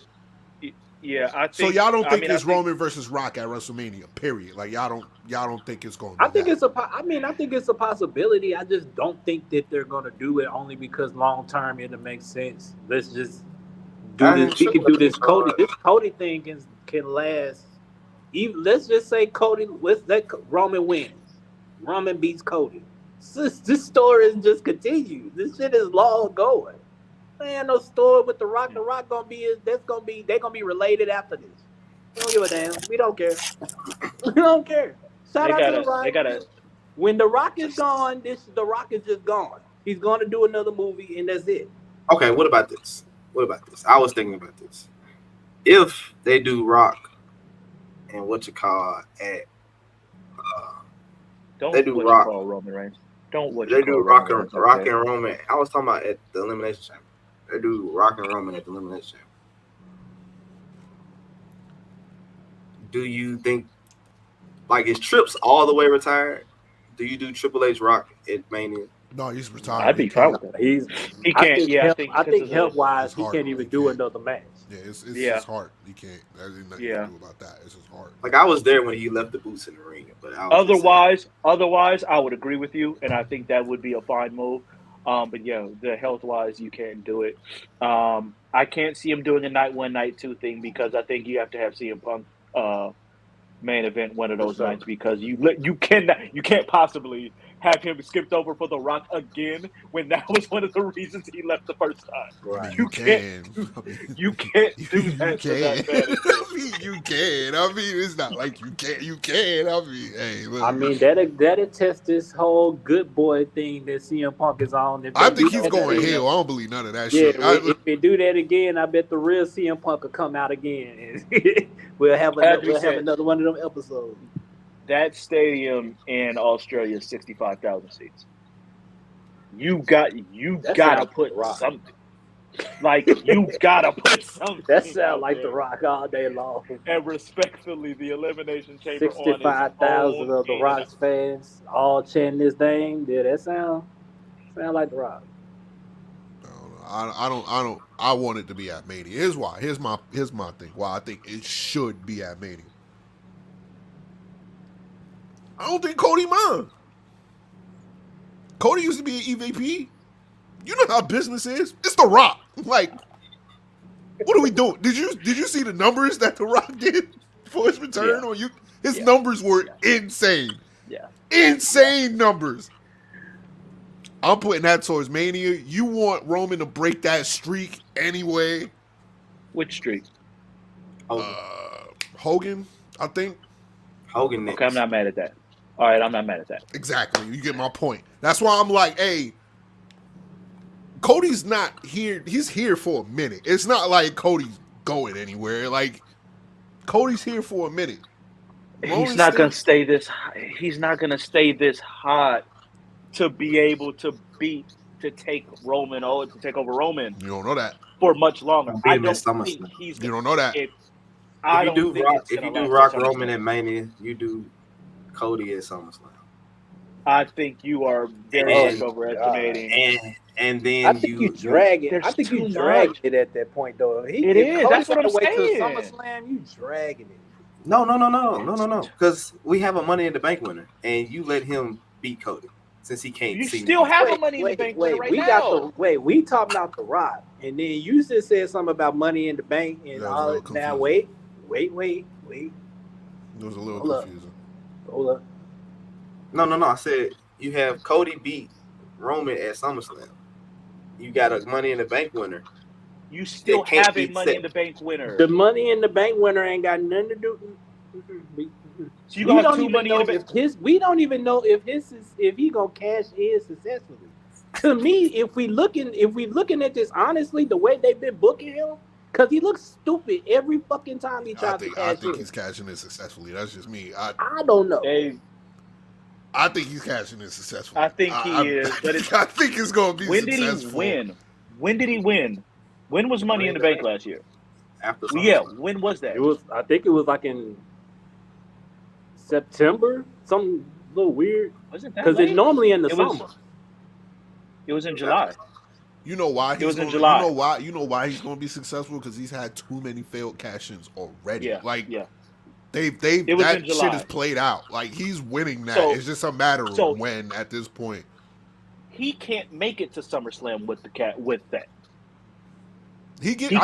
I think he's getting. He gets that at 1 Mania. year, and it was in July. I think he's getting that. He can't make it. I think he's getting that at Mania. He got to cash it in beforehand. So. It's going to be at Mania. It's going to be at Mania when CM Punk beats Seth, or if Seth beats CM Punk, it's going to be at Mania. He's cashing in. He can't cash in. Because here's the thing. Because here's the two pieces. CM Punk's not going to be on the road full time. Trust me. He's not going. He would have been on full time now. He's not going to be on the road full time. Seth Rollins needs time off because of his back. It's going to be at Mania. Sorry to tell y'all. He's cashing that bitch in. Unless Seth versus Cody isn't, unless Seth versus CM Punk at Mania isn't for the title and it happens before then. He's either going to be on Mania or Monday Night Raw. It's going to be on one or other. It is possible Damian Priest pull a Seth on Seth. Y'all remember when Seth did? That would be hard. Yeah, He could do like it's looking like at some point Priest is gonna turn face. Like they're already playing. That's my thing. I kept seeing they keep flipping flopping like, okay, he's the leader. They got a problem with him calling himself the leader. Okay, now we off that. Like they flipping it. That's why I can't. And then the way. It's the way he's trying to cash in and the way that he's failing that make me say, is this gonna be successful? This is giving Baron Corbin type They're shit. Gonna do it's and gonna, Baron Corbin wasn't successful. Yeah, no. But I could see him finally getting that successful and then the Judgment Day turning on him after the fact. And Finn going at like you could do something like that and give Finn and you could do if you're saying Seth and Punk doesn't need the title because it really doesn't. They've been going at each other for years. It doesn't need the title. You can still main event night one with it if you really wanted to. Finn and Priest, that's still giving Priest something as a big deal, and Finn a more than deserving big time Mania match that he's basically been owed since he's been on the fucking main roster. I wouldn't be opposed to that. That's a possibility too. There's a lot of ways that can go. You gotta remember, look at the way Damian Priest carried that match against Bad Bunny.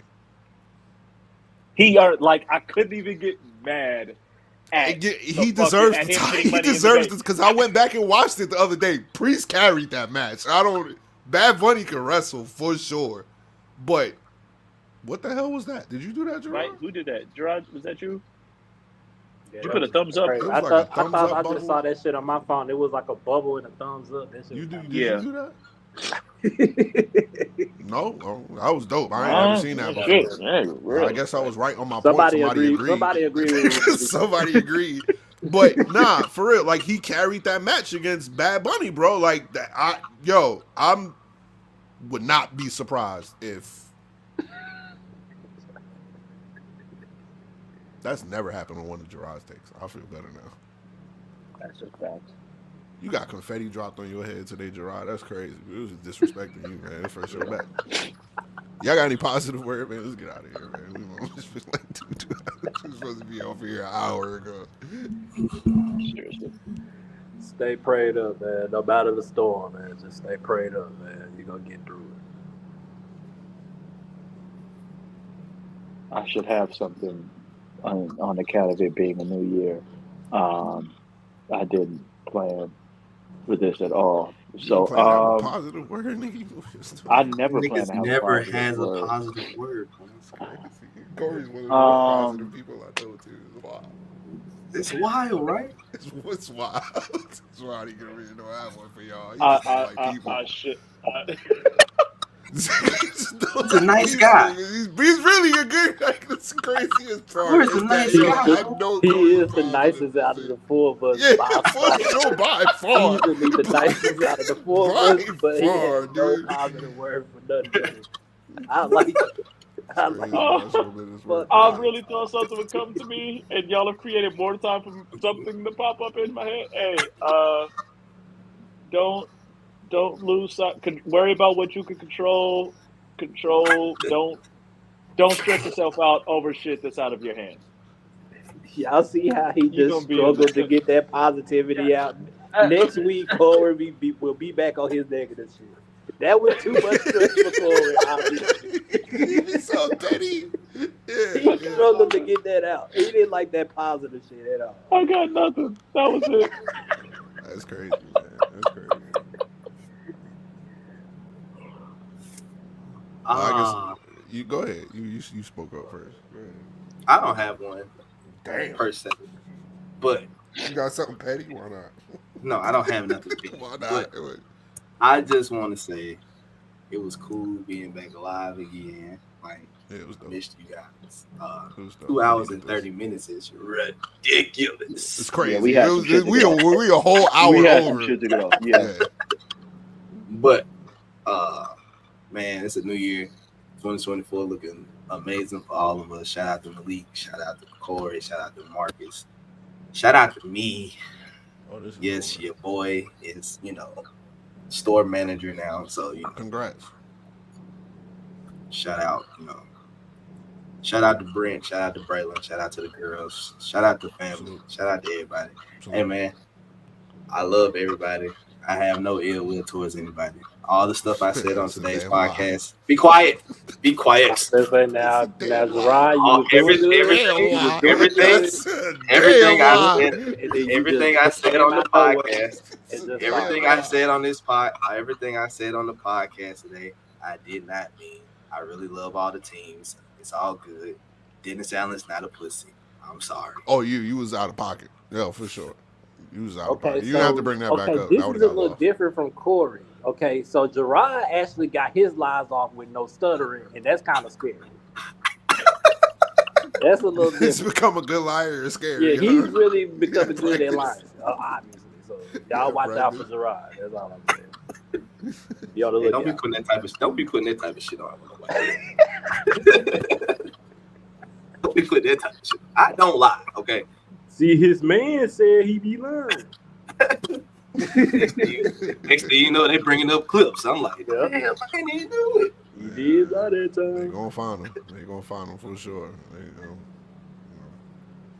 What's my positive word, man? I'm just thankful, bro. I ain't gonna hold y'all. I'm just thankful, man. I'm thankful that we back on the show, man. I needed to get some reps in. I was scared I was getting rusty, but you know what I'm saying? I get in front of my brothers, man. You know what I'm saying? This camera on.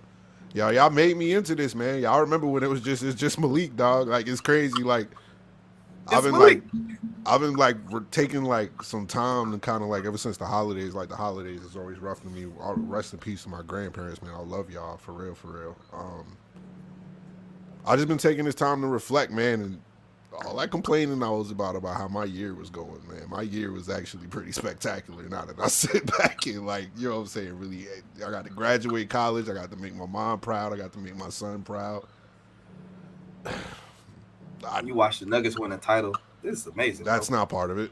Why are we interrupting this positive? That's definitely not part of it. It's definitely not. I'm happy for you, though. I was happy for you. So that actually is kind of a part of it, because he knows behind the scenes I was rooting for the Nuggets. So behind the scenes. But man, it was just an amazing year. So I say all of that to say that, man, if there's something you want to accomplish, man, just go ahead and do it, man. It's gonna suck, though. I ain't gonna hold you. It sucked.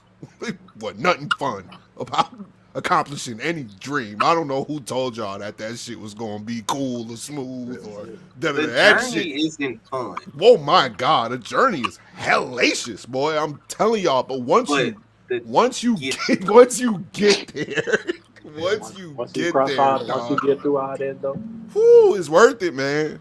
It's worth it, bro.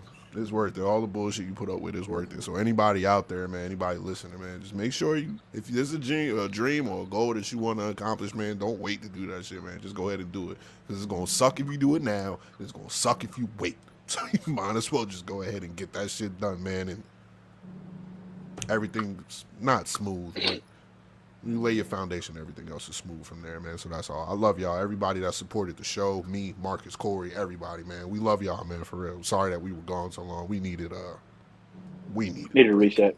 Yeah. We needed a break. So, yeah. 182 episodes. But you know, your OGs are back. Sorry for the shots. We here. Only shots came from you today. You're the only one that came. Oh no, Corey with the Jeff Fisher shit is still wild though. I ain't gonna hold you. Black Jeff Fisher is crazy. Black Jeff Fisher is crazy. That's you that's said the name. Black Jeff Fisher. That's the name of this. That's the name of this pod, yo. Black Jeff Fisher, for real, for real. He started off the year like that. It's crazy. Crazy bar. It's crazy. That's crazy. Hey man, y'all know where to find us. Episode will be uploaded in the morning. Follow us on all social media platforms.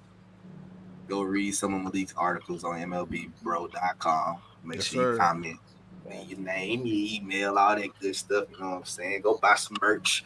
You know what I'm saying? You might see us at a baseball game this year, and it's fuck the Dodgers. We out. For real, for real. Hey.